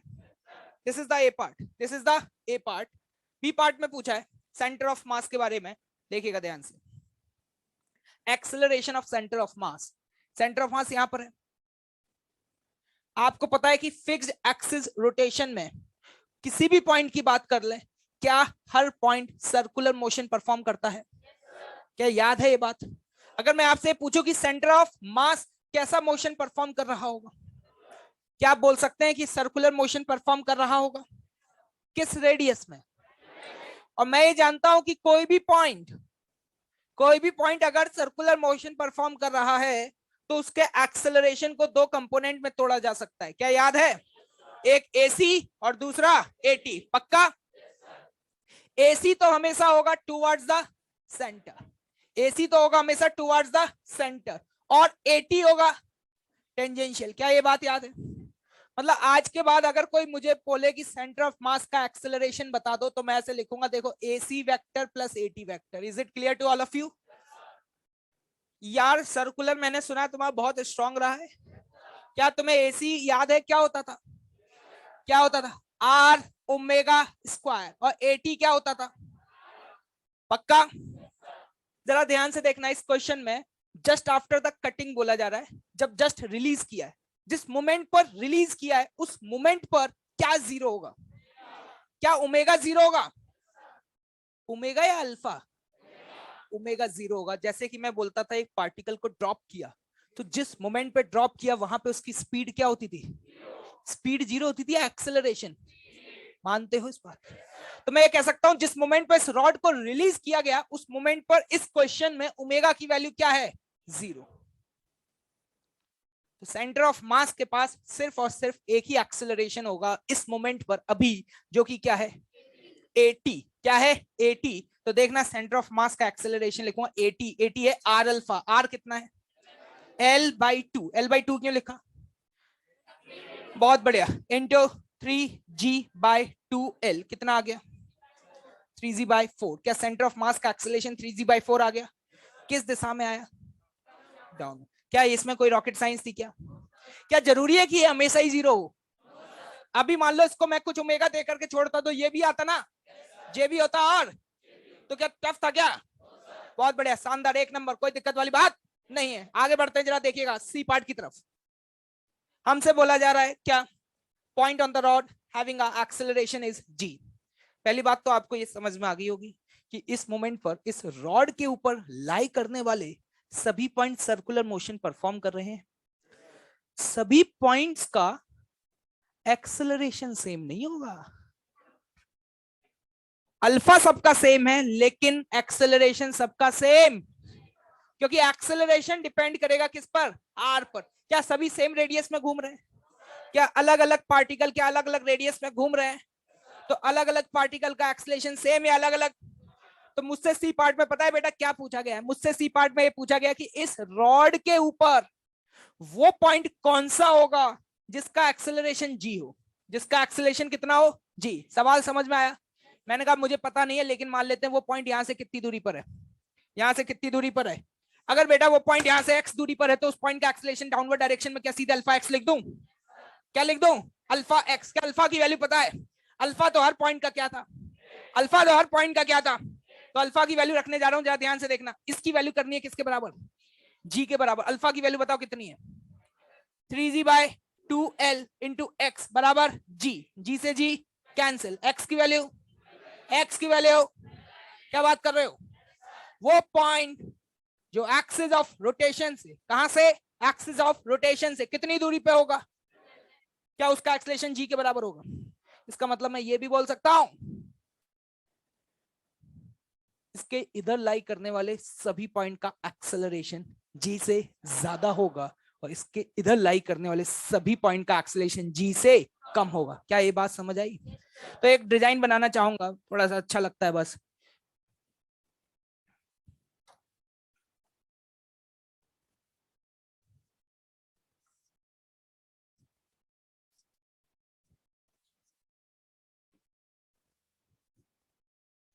क्या है, कैसी है ये डिजाइन?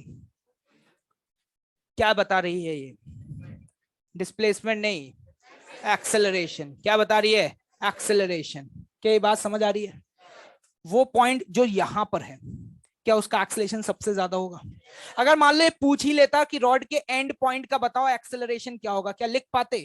क्या रॉड का एंड पॉइंट यहां से एल दूरी पर है, तो इस पॉइंट का नाम अगर ए रख दूं, क्या रख दूं, ए, तो बताओ इसका एक्सेलरेशन क्या लिखते? क्या अल्फा इंटू एल, क्या 3g/2 कर देते? तो देख लो इस रॉड पर, मान लो ये दूरी हुई तुम्हारी 2l/3, कितनी हुई? इसके इधर वाले सभी पॉइंट का एक्सेलरेशन जी से ज्यादा होगा। मतलब आप एक्सिस ऑफ रोटेशन से जैसे जैसे आगे बढ़ते जाओगे एक्सेलरेशन बढ़ता चला जाएगा। एक पॉइंट आपको ऐसा भी मिला जिसका एक्सेलरेशन जी है, कितना है, जी है। क्या समझ आया कुछ? Note down this.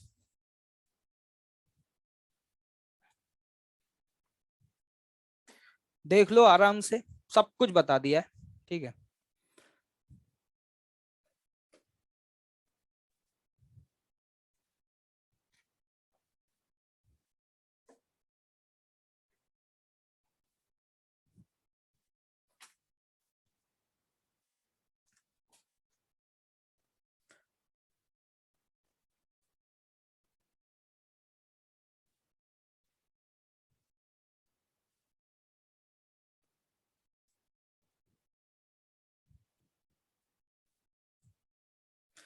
ये लिख लेना कि सेंटर ऑफ मास क्या परफॉर्म करेगा?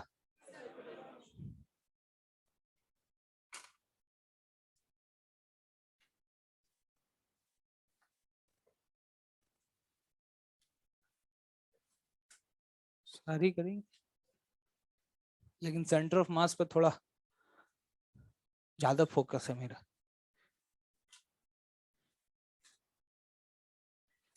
क्या करें, भूलने की कोशिश तो बहुत की, लेकिन जितनी ज्यादा कोशिश करी उतनी ज्यादा याद आती है सेंटर ऑफ मास की।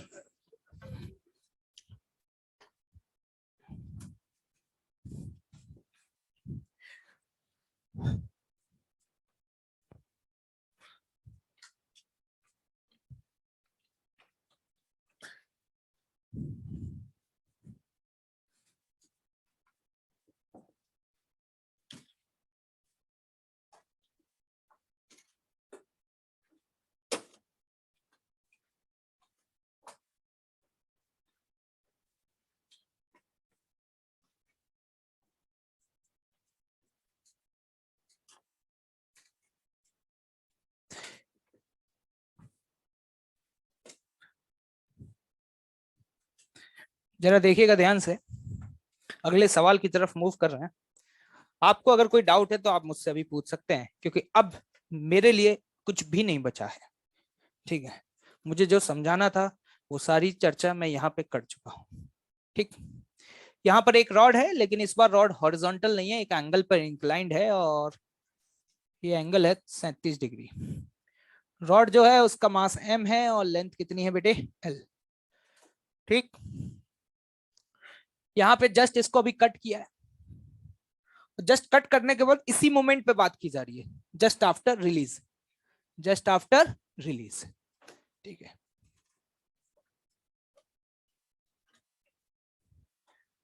सवाल है find A part alpha. Alpha समझते हैं क्या होता है, बहुत बढ़िया। B part ACOM, ACOM acceleration of center of mass, and the C part hinge force। कौन सा force, hinge force on rod. समय आपका शुरू, चलिए।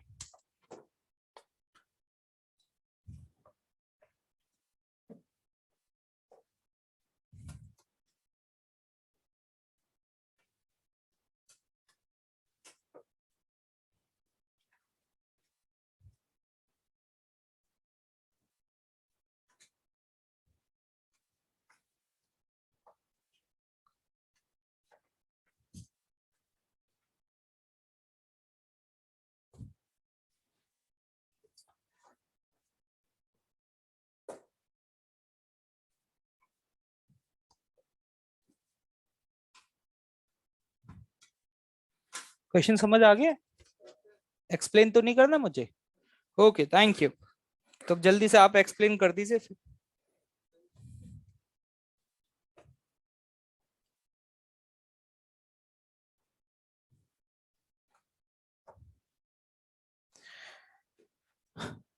तुम्हारे भाई लोग बुला रहे हैं तुम्हें।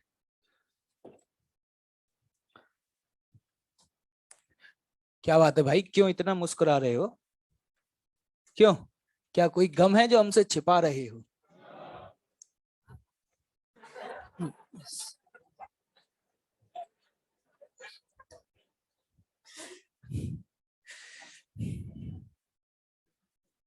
बताइए भाई, समय बहुत तेजी से आगे की तरफ बढ़ता हुआ,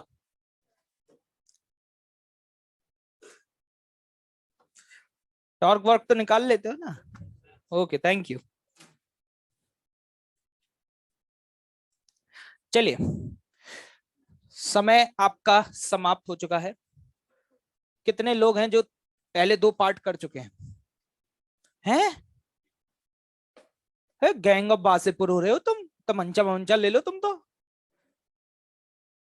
कवाड़िया सॉल्व करो।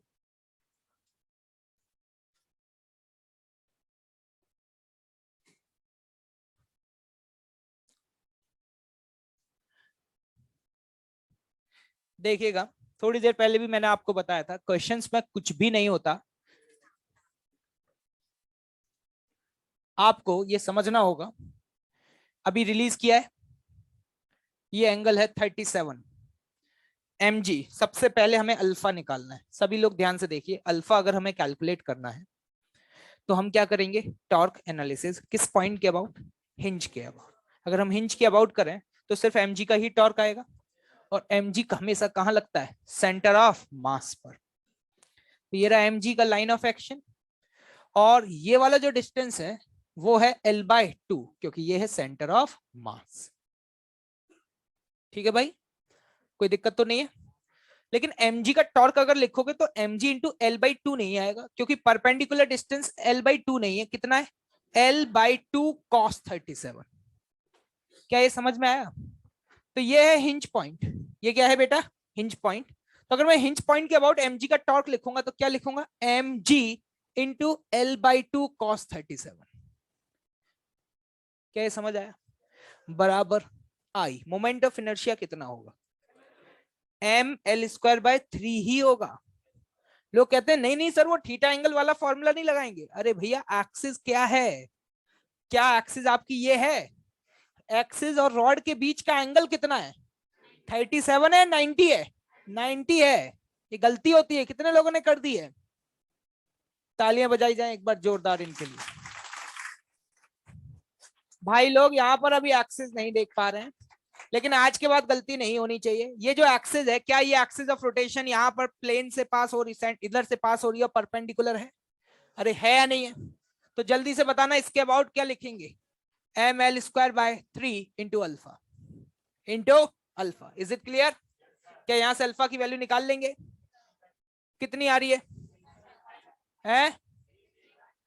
6g divided by 5l। A part solve, A part solve. अब आ जाते हैं बी पार्ट पर।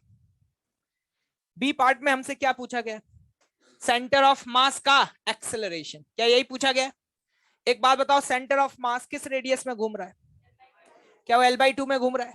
फिर वही बात, इसके पास दो कंपोनेंट होंगे, एक AC, लेकिन AC की वैल्यू 0, क्यों, ओमेगा क्या है 0, और एक होगा AT, और AT की वैल्यू कितनी होगी R अल्फा।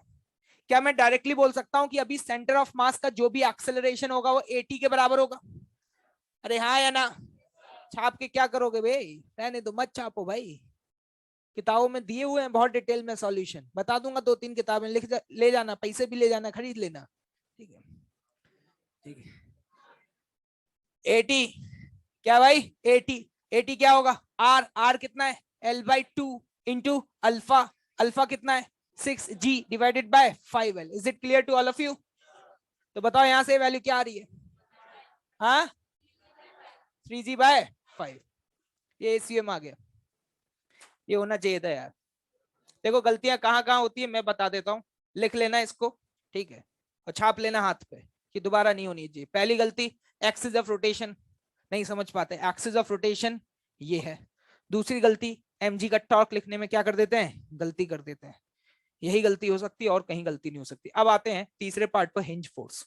बहुत शानदार क्वेश्चन है, फंडा बता रहा हूं, ऐसे सवाल बहुत आते रहेंगे, एक बार समझ लो और करते रहेंगे। इंटरेस्टिंग बात क्या है तुम देख रहे होगे, centre of mass, circular motion, NLM, ऐसी कोई चीज है जो यहाँ यूज नहीं हो रही है? सब हो रहा है या नहीं हो रहा है भाई? पहले वाले में टॉर्क बराबर I अल्फा लगाया, रोटेशन। दूसरे वाले में क्या लगाया, सर्कुलर। अब देखना NLM भी लगा देंगे, क्या लगा देंगे देखना, ये है रॉड, है या नहीं है, बढ़िया, ठीक है। हिंज फोर्स इधर लग रहा होगा, लेकिन हिंज फोर्स के साथ दिक्कत ये है कि वो किस दिशा में लग रहा है वो ना हमें पता है ना आपको पता है, मानते हो इस बात को? ठीक है, तो हम क्या करते हैं ना, हम यहां पर ये वाली इक्वेशन लगाना पसंद करते हैं जब भी हिंज फोर्स निकालना होता है, नेट एक्सटर्नल फोर्स बराबर m इंटू ACM। क्या याद आ रहा है? इसीलिए ACM मेरे लिए बहुत इंपॉर्टेंट है, क्योंकि जब मैं नेट फोर्स बराबर m इंटू ए लिखता हूं तो उसमें a हमेशा किस पॉइंट का एक्सेलरेशन होता है, सेंटर ऑफ मास का। इसलिए मेरे लिए सेंटर ऑफ मास का एक्सेलरेशन एक इंपॉर्टेंट रोल प्ले करेगा to calculate the hinge force. मैंने कहा बेटा हिंज फोर्स इधर लगेगा, तुमने कहा हाँ लगेगा, मालूम है, इसमें कौन सी नई बात है भाई, लेकिन सवाल ये उठता है कि किस दिशा में लगेगा। मैंने कहा नहीं पता, लेकिन ये पता है इस प्लेन में लगेगा। तो जब भी ऐसा संकट तुम्हारे सामने आ जाता है हिंज फोर्स का, तो मैं ये कहता हूं कि हिंज फोर्स के दो कंपोनेंट कर लो। क्या कर लो, दो कंपोनेंट कर लो। एक रॉड के अलोंग, लेने को आप किसी भी डायरेक्शन में ले सकते हो, लेकिन इससे तुम्हारी मैथमेटिकल कैलकुलेशंस आसान हो जाएंगी, क्योंकि रॉड के अलोंग और रॉड के परपेंडिकुलर डायरेक्शन में हमें एक्सेलरेशन पता होता है। तो मान लो एक ये रहा कंपोनेंट, इस कंपोनेंट का नाम रख दिया fx, क्या रख दिया fx, और एक मान लो ये रहा fy। हमेशा हिंज फोर्स को दो कंपोनेंट में तोड़ना है, लिख लेना, एक रॉड के अलोंग और एक रॉड के परपेंडिकुलर। लोग कहते हैं आपको कैसे पता इधर लगेगा, मैंने कहा मुझे नहीं पता, आपका मन करता है इधर लगाना है आप इधर लगा दीजिए, आपका मन करता है इधर नहीं इधर लगाना है आप इधर लगा दीजिए, वो तो मैथ्स है। क्या है, मैथ्स अपने आप बता देगी कि किस दिशा में लग रहा है। Is it clear? अब देखिए क्या करें, इसके बाद नीचे क्या लग रहा था, mg। अब हम ये दो एक्सेस सेलेक्ट करेंगे, एक रॉड के अलोंग और एक रॉड के परपेंडिकुलर। और इन दो एक्सिस के अलोंग हम फोर्स एनालिसिस करेंगे। क्या करेंगे? फोर्स एनालिसिस करेंगे। आप जरा ध्यान से देखना, ये एंगल कितना दिया है? क्या मैं यहां पर mg के कंपोनेंट कर सकता हूं? बताना इस एक्सिस के अलोंग mg का कंपोनेंट। mg cos 37। क्या सभी लोग क्लियर है भाई? और mg का वो कंपोनेंट जो इसके अलोंग है mg sin 37। हमेशा याद रखना, दो एक्सिस सेलेक्ट करेंगे, एक एक्सिस रॉड के अलोंग और एक एक्सिस रॉड के परपेंडिकुलर। एक्सिस सिलेक्शन में बी केयरफुल। लेने के लिए आप कोई और भी एक्सिस ले सकते हैं, लेकिन सवाल की कैलकुलेशन बहुत लेंदी हो जाएगी। जब तक सवाल का जवाब आएगा तब तक आपकी सांसें थम जाएंगी। क्या ये बात समझ आ रही है? तो हमें सवाल को जल्दी सॉल्व करना है या बस सॉल्व करना है? जल्दी सॉल्व करना है। तो जरा ध्यान से देखना, अब मैंने कहा एक्स एक्सिस के अलोंग इक्वेशन लिखते हैं। एक्स एक्सिस के अलोंग देखो ध्यान से, इधर क्या लग रहा है? इधर क्या लग रहा है? mg sin 37। इक्वेशन क्या लिखूंगा देखना, fx माइनस mg sin 37 बराबर m इंटू AC। क्या इसके अलोंग एक्सेलरेशन AC होगा? रॉड के अलोंग सेंटर ऑफ मास का एक्सेलरेशन AC होगा, लेकिन अभी AC की वैल्यू क्या है इसमें? है तो m इंटू AC, लेकिन AC की वैल्यू 0। जल्दी बताओ fx की वैल्यू कितनी होगी? 3/5 mg। क्या fx आ गया? क्या यही मेरा आंसर है? क्या यही मेरा आंसर है क्या? अभी और मेहनत करनी है। किसके अलोंग? y के अलोंग। क्या मुझे y के अलोंग एक्सेलरेशन पता है? टेंजेंशियल एक्सेलरेशन है, और टेंजेंशियल एक्सेलरेशन की वैल्यू कितनी आई थी? 3g/5। वैसे 3g/5 की वैल्यू पुट करोगे तो 6। g की वैल्यू रख दी। किसकी वैल्यू रख दी? g की वैल्यू। नहीं आया समझ में? ठीक है, अब आ जाते हैं। बताओ y एक्सिस के अलोंग इक्वेशन क्या लगाओगे? इस दिशा में जो भी फोर्स है उसको पॉजिटिव। कितना है? mg cos 37। सही चल रहा है क्या मामला? तो चलो जी के टर्म्स में बात कर लेते हैं, सबको जी के टर्म्स में चल रहा है। तो mg cos 37 माइनस fy बराबर m इंटू 80। और 80 की वैल्यू कितनी थी? 3g/5। cos 37 की वैल्यू मुझे पता है 4g/5। तो मैं अगर fy की वैल्यू निकालू, किसकी वैल्यू? fy की वैल्यू कितनी आ रही है? mg/5। ये आ गया fx, ये क्या आ गया? fy। तो बताओ हिंज फोर्स क्या इन दोनों का रिजल्टेंट होगा? fx² plus fy²। fx की वैल्यू इनकी वैल्यू को पुट कर देंगे, we will get the answer. ठीक है, इधर लिख देते हैं 9/25 प्लस 1/25 mg। तो ये लिख देंगे mg/5√10। सॉल्यूशन मत देखो, कॉन्सेप्ट को समझो। सब कुछ यूज हो गया, कुछ बचा ही नहीं है। फ्री बॉडी डायग्राम बन गए, इक्वेशन लिख दी। अरे लिखी या नहीं? ACAT का यूज हो गया, सेंटर ऑफ मास का यूज हो गया, टॉर्क बराबर आई अल्फा का यूज हो गया। इसके अलावा तुमने कुछ पढ़ा है? वर्क एनर्जी, वो भी आ जाएगा अगले सवाल में, कोई दिक्कत की बात नहीं है। ये बताओ कि इसमें ऐसी क्या चीज थी जो तुम्हें समझ में नहीं आई? कॉन्सेप्ट बता रहा हूं, जब भी हिंज फोर्स पूछा जाए सबसे पहले क्या निकालेंगे? और दो एक्सिस लेनी है। क्या लेनी है? दो। एक किसके अलोंग? रॉड के अलोंग, और दूसरी रॉड के परपेंडिकुलर। क्या हिंज फोर्स के दो कंपोनेंट मानते हुए अलग अलग इक्वेशन लगा के इन दोनों की वैल्यू कैलकुलेट कर पाऊंगा? Note down this.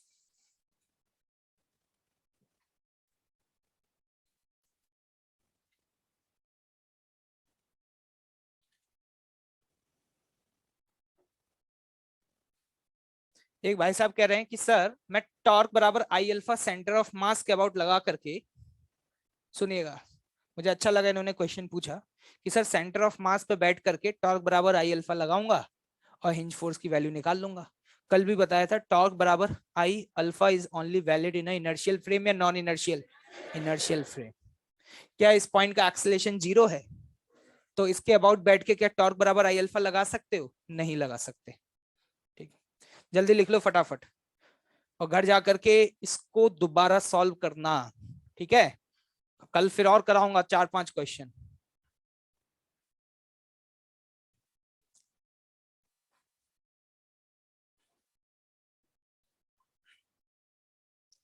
अगला सवाल करोगे? जल्दी लिख लो फिर फटाफट, समय बहुत कम है, पढ़ने के लिए बहुत कुछ है।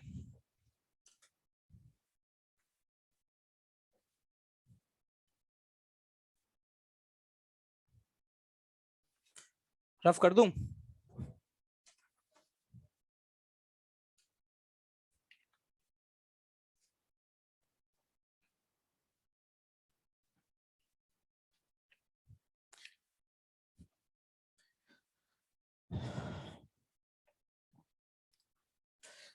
चलिए अगला सवाल।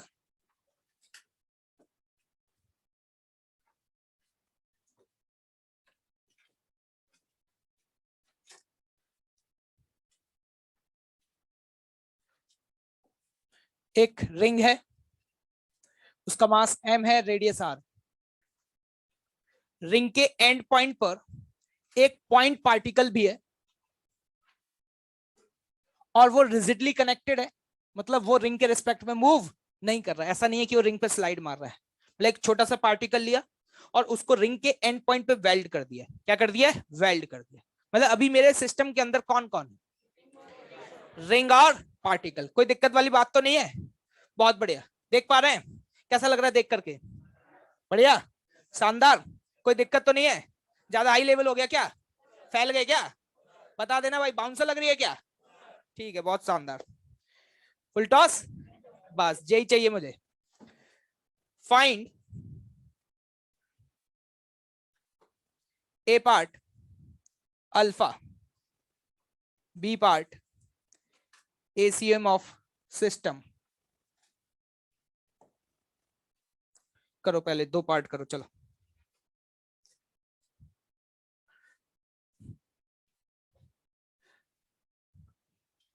क्या? कैसे घूम रहा है? ऐसे घूमेगा?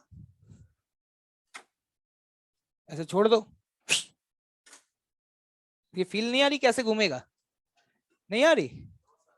अब भाई इस एक्सिस के अबाउट जैसे ही छोड़ोगे, ये रिंग ऐसे घूमते हुए नीचे जाएगी। घुमा के दिखा दूं क्या रिंग को? देना भाई, कॉपी दे दो। रिंग तो है नहीं इतनी बड़ी, है लेकिन वो इतनी, और उतारूंगा तो है नहीं, नहीं तो पता चले लेके चले गए। ऐसे है भाई, ये है ना। मान ले रिंग होती, क्या होती? रिंग, और छोड़ दिया जाए। नहीं समझे?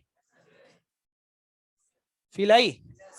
ठीक है, ये सिस्टम को जस्ट रिलीज किया है, बेचारा मिटर गया। ये जो भी पैरामीटर कैलकुलेट करने हैं, कब करने हैं? Just after release. टी बराबर 0 प्लस पर। ओके, हाँ भाई ऑनलाइन, आंसर बताओ जल्दी फटाफट। चद्दर ओढ़ के सो रहे हो नालायक, अफगानी लोग हैं। कन्हैया बेटा, जवाब दो बेटा।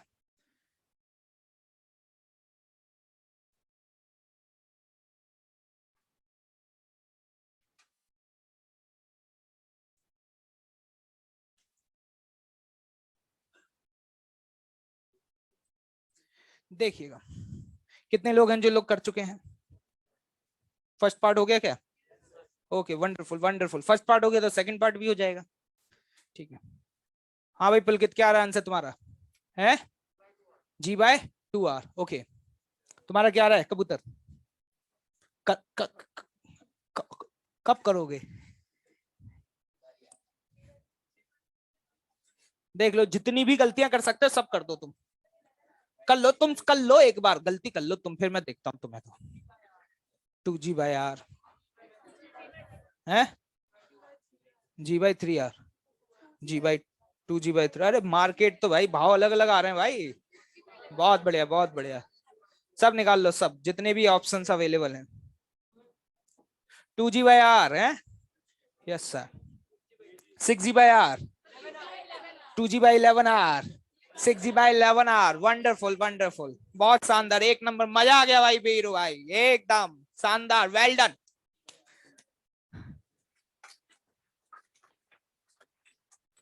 चलिए, समय समाप्त, समय समाप्त।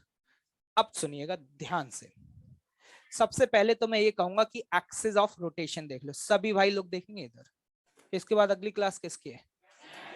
सबसे पहले देखेंगे एक्सिस ऑफ रोटेशन। क्या मुझे एक्सिस ऑफ रोटेशन ये दिखाई दे रही है? इस समय मेरे सिस्टम के अंदर कौन है? मैं और आप। कौन है? रिंग और पार्टिकल। तो मैं तो आपसे ये कहूंगा कि इन सवालों में आप सबसे पहले क्या किया करें, एक्सिस ऑफ रोटेशन के अबाउट पूरे सिस्टम का टोटल एमओआई निकाल लिया करें। क्या निकाल लिया करें? एमओआई। अगर सिर्फ रिंग होती तो आपको पता होना चाहिए कि रिंग का इस एक्सिस के अबाउट मोमेंट ऑफ इनर्शिया कितना होता है, एम। लेकिन पैरेलल एक्सिस थ्योरम लगा के क्या इस एक्सिस के अबाउट निकाल पाऊंगा? एम आर स्क्वायर प्लस, क्या रिंग का आ गया? ये देख लो आराम से, क्या रिंग का इस एक्सिस के अबाउट 2m r स्क्वायर आ गया? लेकिन मेरे सिस्टम के अंदर सिर्फ रिंग है या पार्टिकल है? पार्टिकल का तो सीधे सीधे mr स्क्वायर होता है, लेकिन r की वैल्यू कितनी, r या 2r? r या 2r? तो बताओ जल्दी से क्या लिखोगे, m इंटू 2r का स्क्वायर। क्या भाई मामला सेटल है? तो यहां से जोड़ के कितना आ रहा है, 6m r स्क्वायर। आई निकाल लिया भाई, गलती नहीं होनी चाहिए। यहाँ पे कितने लोग फैल गए थे जल्दी बता दो। बहुत बढ़िया, ठीक है। अब देखना इसके अबाउट टॉर्क एनालिसिस करेंगे। जब इसके अबाउट टॉर्क एनालिसिस करेंगे तो रिंग का सेंटर ये है, तो रिंग के सेंटर पे कितना लगेगा, mg। लेकिन पार्टिकल का सेंटर ये है और पार्टिकल के सेंटर पे भी कितना लगेगा, mg। ये 2 mg क्यों लगाए? क्योंकि रिंग का mg इधर और पार्टिकल का mg इधर। तो इस एक्सिस के अबाउट mg का टॉर्क लिखने जा रहा हूं। इस वाले mg का टॉर्क कितना होगा, mg इंटू r। समझ आया? समझ आया? ये कितना दूर है, इसका क्या लिखोगे, mg इंटू 2r। क्या सही चल रहा है मामला? बराबर 6m r square into alpha. देख लो सॉल्व कर लो कितना आ रहा है, g बाय 2r। बहुत कम लोगों का सही हुआ भाई, गलती कर दी। क्या गलती हुई थी, कितने लोगों का g बाई 2r आ गया था? क्या गलती हुई थी? कौन लेंगे, चच्चा लेंगे तुम्हारे आके? नहीं लिए थे। शानदार काम कर रहे हो तो मतलब, क्या गलती करी थी, क्यों? मोमेंट है क्या भाई, सही है क्या ये? अभी रुकिएगा, अब दूसरे में गलती होगी। Acceleration of centre of mass of system पूछा है। लोग कहते हैं पहली बात तो इस पूरे सिस्टम का सेंटर ऑफ मास यहां से 8 दूरी पर नहीं होगा। 8 दूरी पे तो किसका सेंटर होगा, रिंग का। रिंग का भी मास एम है और पार्टिकल का भी मास एम है, और इनके बीच की दूरियां कितनी है, आर। तो क्या इस पूरे सिस्टम का सेंटर ऑफ मास यहां पे होगा, r/2 पे यहां से? तो जरा ध्यान से देखना, ये डिस्टेंस कितना होगा, r प्लस r/2। क्या ये समझ में आ रहा है? तो पूरे सिस्टम का सेंटर ऑफ मास की दूरी कितनी होगी, 3r/2। नहीं आया? अरे क्लियर है भाई? इतने आराम आराम से करा रहा हूं यार, इससे ज्यादा स्पीड हो भी नहीं सकती है। ये मैक्सिमम जितना कम कर सकते हैं ना उतनी कर दी है। इसके बाद तो गाड़ी बंद ही हो जाएगी, बढ़ेगी नहीं आगे। आगे बढ़ाऊंगा पीछे लौट के आ जाएगी। तो एक बात बताओ जल्दी से, सेंटर ऑफ मास 8 दूरी पे है, 3r/2। तो जल्दी से देखना, बी पार्ट करने जा रहा हूं। Acceleration of centre of mass पूछा, आर। आर को आर लिखूं या 3r/2 इंटू अल्फा। अल्फा की वैल्यू g/2r। आर से आर कैंसिल, कितना आ गया,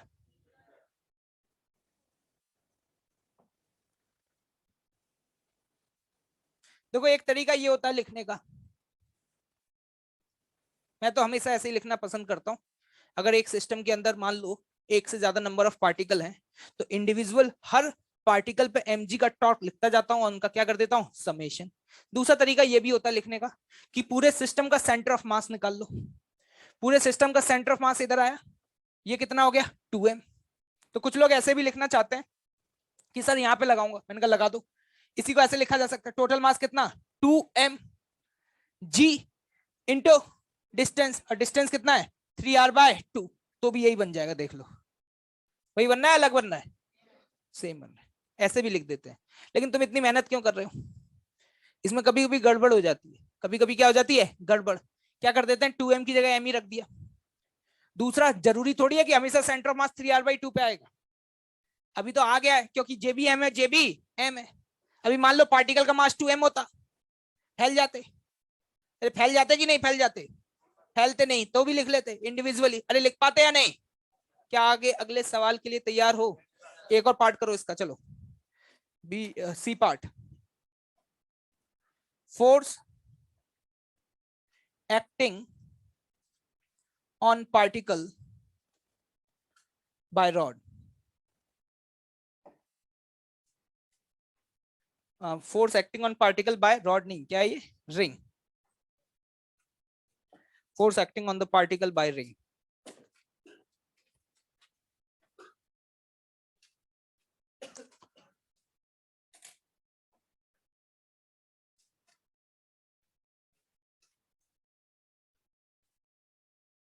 जीरो. जीरो है.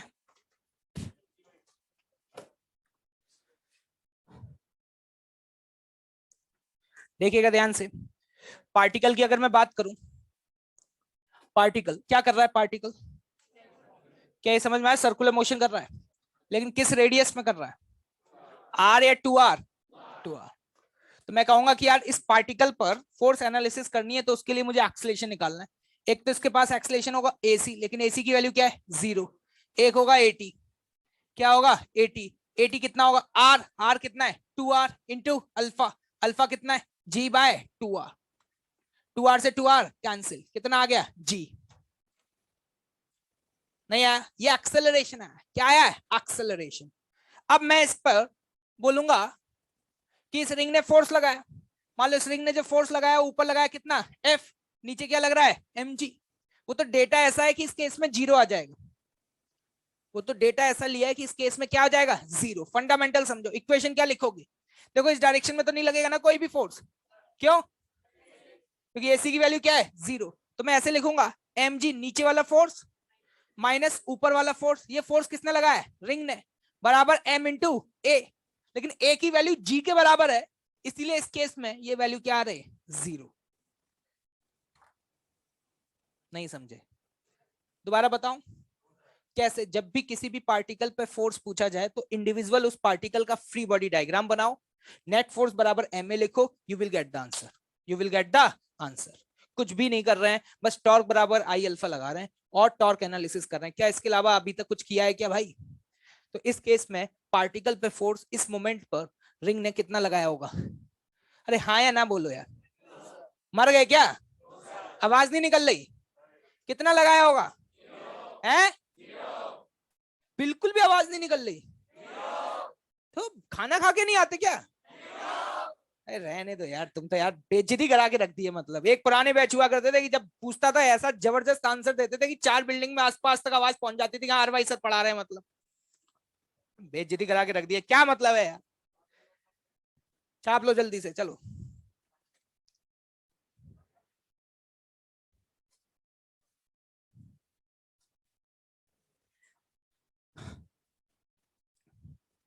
सारे सवाल बहुत इंपॉर्टेंट हैं. मैं तो सोच रहा था कि तुरंत आंसर देते चले जाएंगे. भाई लोग अलग तरह की गलतियां कर रहे हैं. एम का मोमेंट ऑफ इनर्शिया नहीं लिए, कोई एक्सिस ऑफ रोटेशन ही कोई और ले लिए. मैं जहां सोच रहा था कि ये यहाँ गलतियां करेंगे, वो वहां सब सही चल रहा है.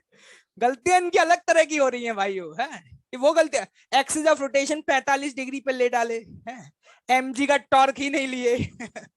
मोमेंट ऑफ इनर्शिया ही गलत लिख दिए. हम बड़ी बड़ी बातें कर रहे हैं यहाँ पे. भाई लोगों सेंटर ऑफ मास आर पे ले लिए. चलो कोई दिक्कत की बात नहीं है. पहली बार तो सभी से गलतियां होती है. इसमें मैं स्टाइल मार के भले बोल रहा हूँ. जब मैं पहली बार पढ़ा था तो मुझे समझ भी नहीं आया था भाई. ठीक है, 4 बार घर जाकर के पढ़ा था, तब के बाद पता मुझे तो यही समझ में नहीं आता कि टॉर्क और आई अल्फा किस पॉइंट के अबाउट लगा रहे हैं लोग. ठीक है, लेकिन कोई दिक्कत वाली बात. परफेक्शन मेहनत करके आएगा, है ना. चलिए आगे बढ़ रहे हैं. एक ही कमी रह गई है, work energy theorem, the beauty of the physics, है ना. बहुत याद आ रही होगी इसकी तुम्हें. On rigid body.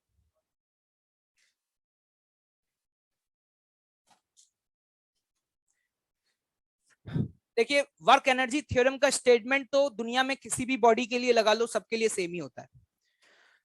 सिंपल सा हम बोलते हैं कि वर्क डन बाय दुनिया में जितने भी फोर्स लग रहे हैं उस बॉडी के ऊपर, that will be equal to change in kinetic energy. Statement आज भी यही सेम है. लेकिन इससे पहले जब हम पार्टिकल्स की बात करते थे तो पार्टिकल की काइनेटिक एनर्जी हाफ mv² लिखते थे. लेकिन यहां पर हम बात कर रहे हैं रिजिड बॉडी जो कि किसी फिक्स्ड एक्सिस के अबाउट क्या कर रही है? रोटेट कर रही है. और ये तुम्हें पता होना चाहिए कि इस केस में हाफ mv² लिख करके काम चलने वाला नहीं है. अगर कोई बॉडी फिक्स्ड एक्सिस के अबाउट रोटेट कर रही है तो क्या लिखेंगे, half I about the axis of rotation into omega square. बस इतना ध्यान रखना होता है, और कुछ भी नहीं है, सब कुछ वैसा ही है। अभी तुम्हें लगेगा ये कितना चूरन है, ठीक है। Work done by all the forces, जितने भी उस बॉडी पे लग रहे हैं, बराबर चेंज इन काइनेटिक एनर्जी, ये लगाएंगे। एक और बात सुन लेना, अब जैसे कि कोई रॉड मूव कर रही है, ठीक है, क्वेश्चन से ही करेंगे, ठीक है, क्वेश्चन ही लेते हैं सीधे।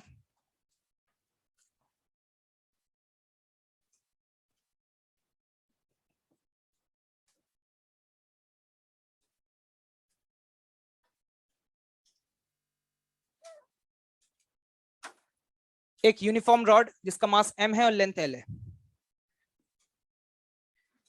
लिखना question.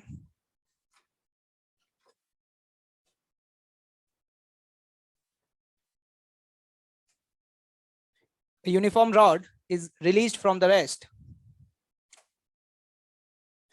Find the angular velocity. Find A part, the angular velocity of a rod. Angular velocity of a rod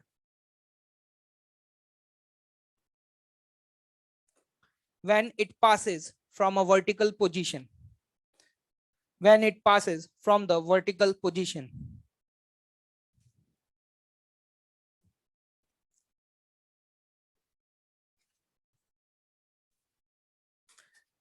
Find the angular velocity of the rod when it passes from the vertical position. देखिएगा ध्यान से, question क्या है, यहां से release किया है, इस मोमेंट पे इसका ओमेगा क्या होगा, 0। सभी लोग देख लेना, एक ही बार बताऊंगा, ठीक है। अब जैसे इसको रिलीज करेंगे, तो अब तक तो हमने जो भी चर्चा करी पिछले सवालों में, वो उसी मोमेंट पे करते थे जिस मोमेंट पे रिलीज किया है। लेकिन एक बात बताओ, इसको जैसे रिलीज करोगे, क्या ये यहीं रहेगा, यहाँ रहेगा क्या? जैसे रिलीज किया क्या होगा, क्या एकदम से ऐसे नीचे मूव करेगा? अरे करेगा या नहीं करेगा? तो अब ये ऐसे मूव करा, तो जब ये मूव करेगा तो आपसे ये पूछा जा रहा है कि कुछ देर बाद ये रॉड जो है, इसकी जो पोजीशन है ये वर्टिकल होगी। पोजीशन कैसी होगी, वर्टिकल। जब ये वर्टिकल पोजीशन में पहुंचा तो ऑब्वियस सी बात है इस समय इसके पास कोई ओमेगा होगा, तो हमसे पूछा जा रहा है ओमेगा बता दो। याद रखना, जब भी अल्फा पूछा जाए तो दिमाग में घंटी बजेगी, टन, टॉर्क बराबर। जब भी ओमेगा पूछा जाए तो घंटी बजेगी तुरंत, वर्क एनर्जी थ्योरम। क्या बजेगी, वर्क एनर्जी थ्योरम। क्या ये बात समझ आई? याद रखना, जब भी ओमेगा पूछा जाए तो क्या दिमाग में घंटी बजेगी, वर्क एनर्जी थ्योरम, ठीक है भाई। तो हमने कहा इस रॉड के ऊपर जितने भी फोर्सेस लग रहे हैं उन सभी फोर्सेस का वर्क लिख करके उसको बराबर करेंगे चेंज इन काइनेटिक एनर्जी। हमने कहा लिखना शुरू करते हैं, देखिएगा किस तरीके से लिखूंगा। इस पे दो ही फोर्स लग रहे हैं, एक तो हिंज का force, work done by hinge, और दूसरा क्या, वर्क डन बाय ग्रेविटी, बराबर क्या लिखूंगा, चेंज इन काइनेटिक एनर्जी। लेकिन हिंज फोर्स का वर्क फिक्स्ड एक्सिस रोटेशन के प्रॉब्लम्स में हमेशा क्या होगा, 0। क्यों? क्योंकि हिंज फोर्स जिस पॉइंट पर लग रहा है, फोर्स तो लग रहा है, लेकिन उस फोर्स से क्या इस पॉइंट का डिस्प्लेसमेंट हुआ है क्या? क्योंकि आपको याद होगा जब हम वर्क डन लिखते थे एफ डॉट ds, तो मैंने आपको बताया था ds is the displacement of a point of application of a force, बताया था। ds बॉडी का डिस्प्लेसमेंट होता है उस पॉइंट का जिस पॉइंट पर फोर्स लग रहा है, हाँ पक्का? तो यहां पर हिंज फोर्स का वर्क क्या हो जाएगा, 0। और जब भी आपको ग्रेविटी का वर्क लिखना है, आप ये जानते हैं कि इस रॉड के अलग अलग पॉइंट का वर्टिकल डायरेक्शन में डिस्प्लेसमेंट अलग अलग हुआ है, लेकिन ग्रेविटी का वर्क लिखते समय सिर्फ ये देखेंगे सेंटर ऑफ मास। क्या देखेंगे, सेंटर ऑफ मास इस गिवन रॉड का वाई डायरेक्शन में कितना डिस्प्लेस हुआ है। सेंटर ऑफ मास यहां था, ये चल करके यहां आ गया, क्या मानते बेटे? अगर बेटे चल करके यहां आ गया तो कितना डिस्टेंस नीचे है, L/2। क्या हम ये कह सकते हैं कि centre of mass y direction में L/2 डिस्प्लेस हो गया? आज के बाद भाई लोग सभी याद रखेंगे, सभी याद रखेंगे कि किसी भी रिजिड बॉडी पर जब भी ग्रेविटी का वर्क लिखना है तो क्या देखना है, सेंटर ऑफ मास। किसको देखना है, क्या सहमत हो? तो हम ये कह सकते हैं सेंटर ऑफ मास कितना नीचे है, L/2। तो बताओ ग्रेविटी का वर्क क्या लिखोगे, mg into L/2 is equal to change in kinetic energy half I. I किसके अबाउट, एक्सिस ऑफ रोटेशन है, पक्का? कितना, इस मोमेंट पर omega square minus initial, initial कितना 0, क्या ओमेगा आ जाएगा, ओमेगा आ जाएगा भाई, कितना आ रहा है 3G/L।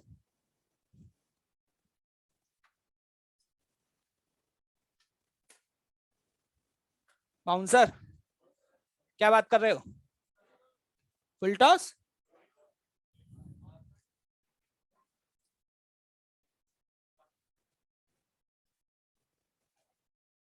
जल्दी जल्दी फटाफट, इसमें एक और पार्ट करेंगे अभी।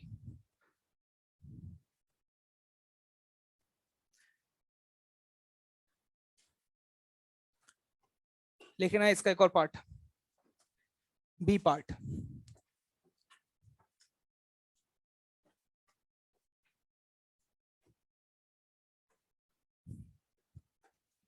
लिखो B part, find acceleration of center of mass, acceleration of center of mass in vertical position, acceleration of center of mass in vertical position।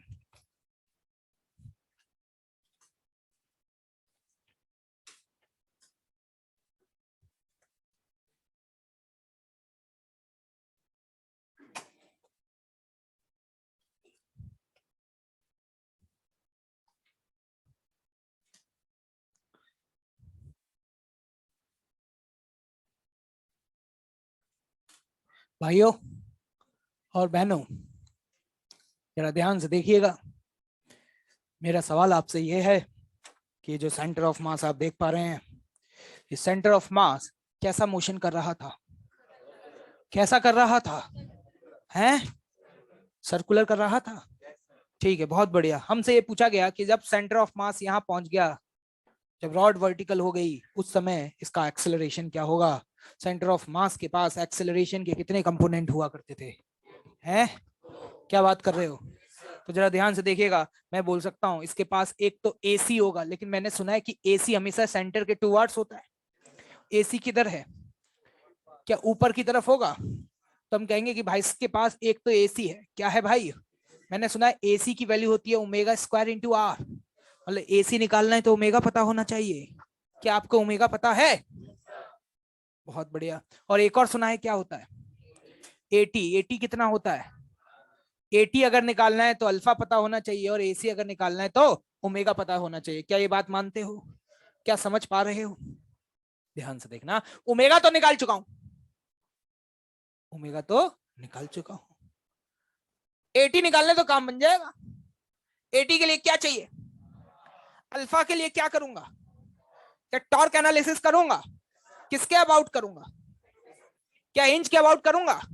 जरा ध्यान से देखना, इस पॉइंट के अबाउट हिंज का टॉर्क, हिंज का टॉर्क, हिंज का torque, बचा कौन, क्या एमजी अभी ऐसे लग रहा होगा, क्या एमजी का लाइन ऑफ एक्शन भी इसी पॉइंट से पास हो रहा है, वर्टिकल पोजीशन में एमजी का टॉर्क, एमजी का टॉर्क, हिंज का टॉर्क, नेट टॉर्क, अल्फा, क्या भी बोल सकता हूं इस मोमेंट पर अल्फा की वैल्यू 0 होगी।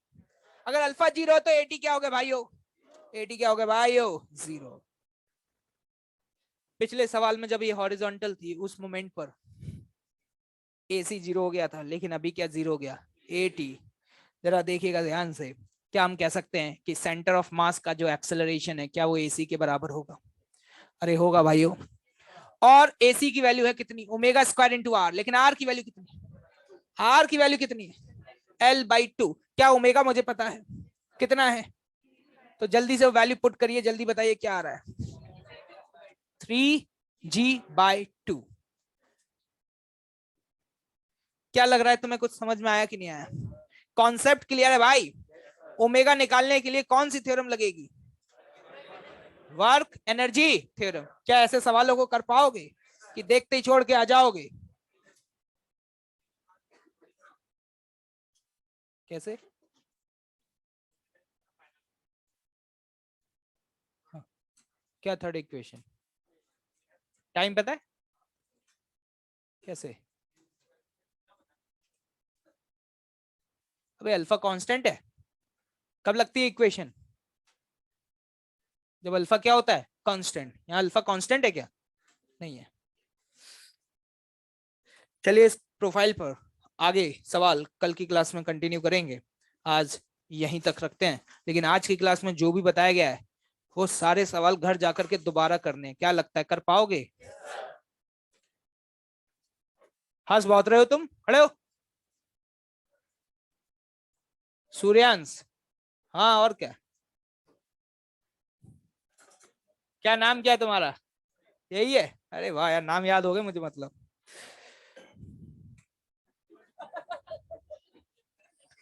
होमवर्क लिखो चलो, कल आखिरी क्लास है, लपेट दूंगा तुम लोगों को, है ना।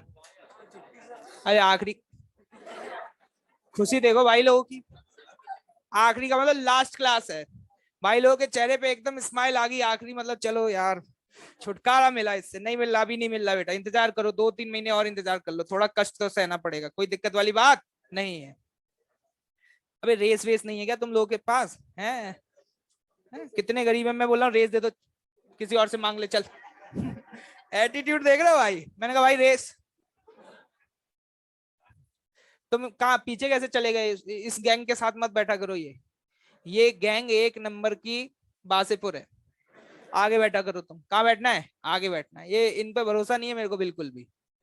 ये भाई अलग ही मौज लेते हैं, तुम अच्छे बच्चे हो, ठीक है।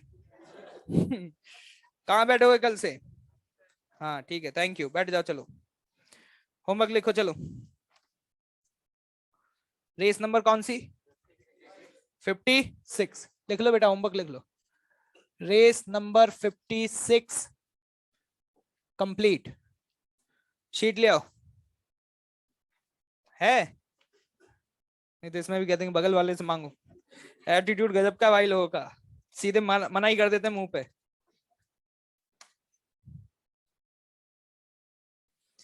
ओवन में, किसमें?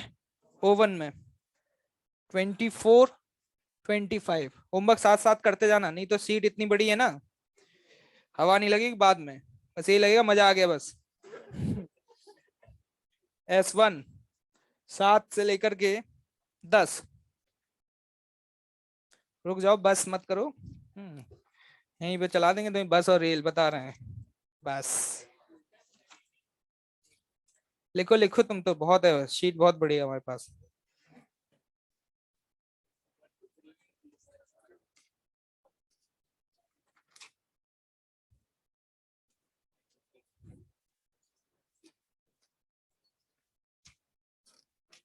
इधर ये दे दिए थे ना क्वेश्चंस। हाँ हाँ, यस, अच्छा लगा, करो करो, कबूतरो।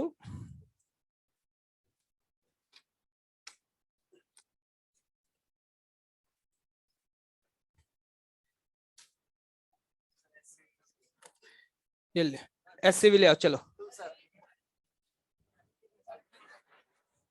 ये है कितने स्मार्ट, जो चैप्टर चल रहा है उतने पेज फाड़ के ले आए भाई। तेरा सिलेक्शन पक्का है भाई, बिल्कुल भाई बिल्कुल।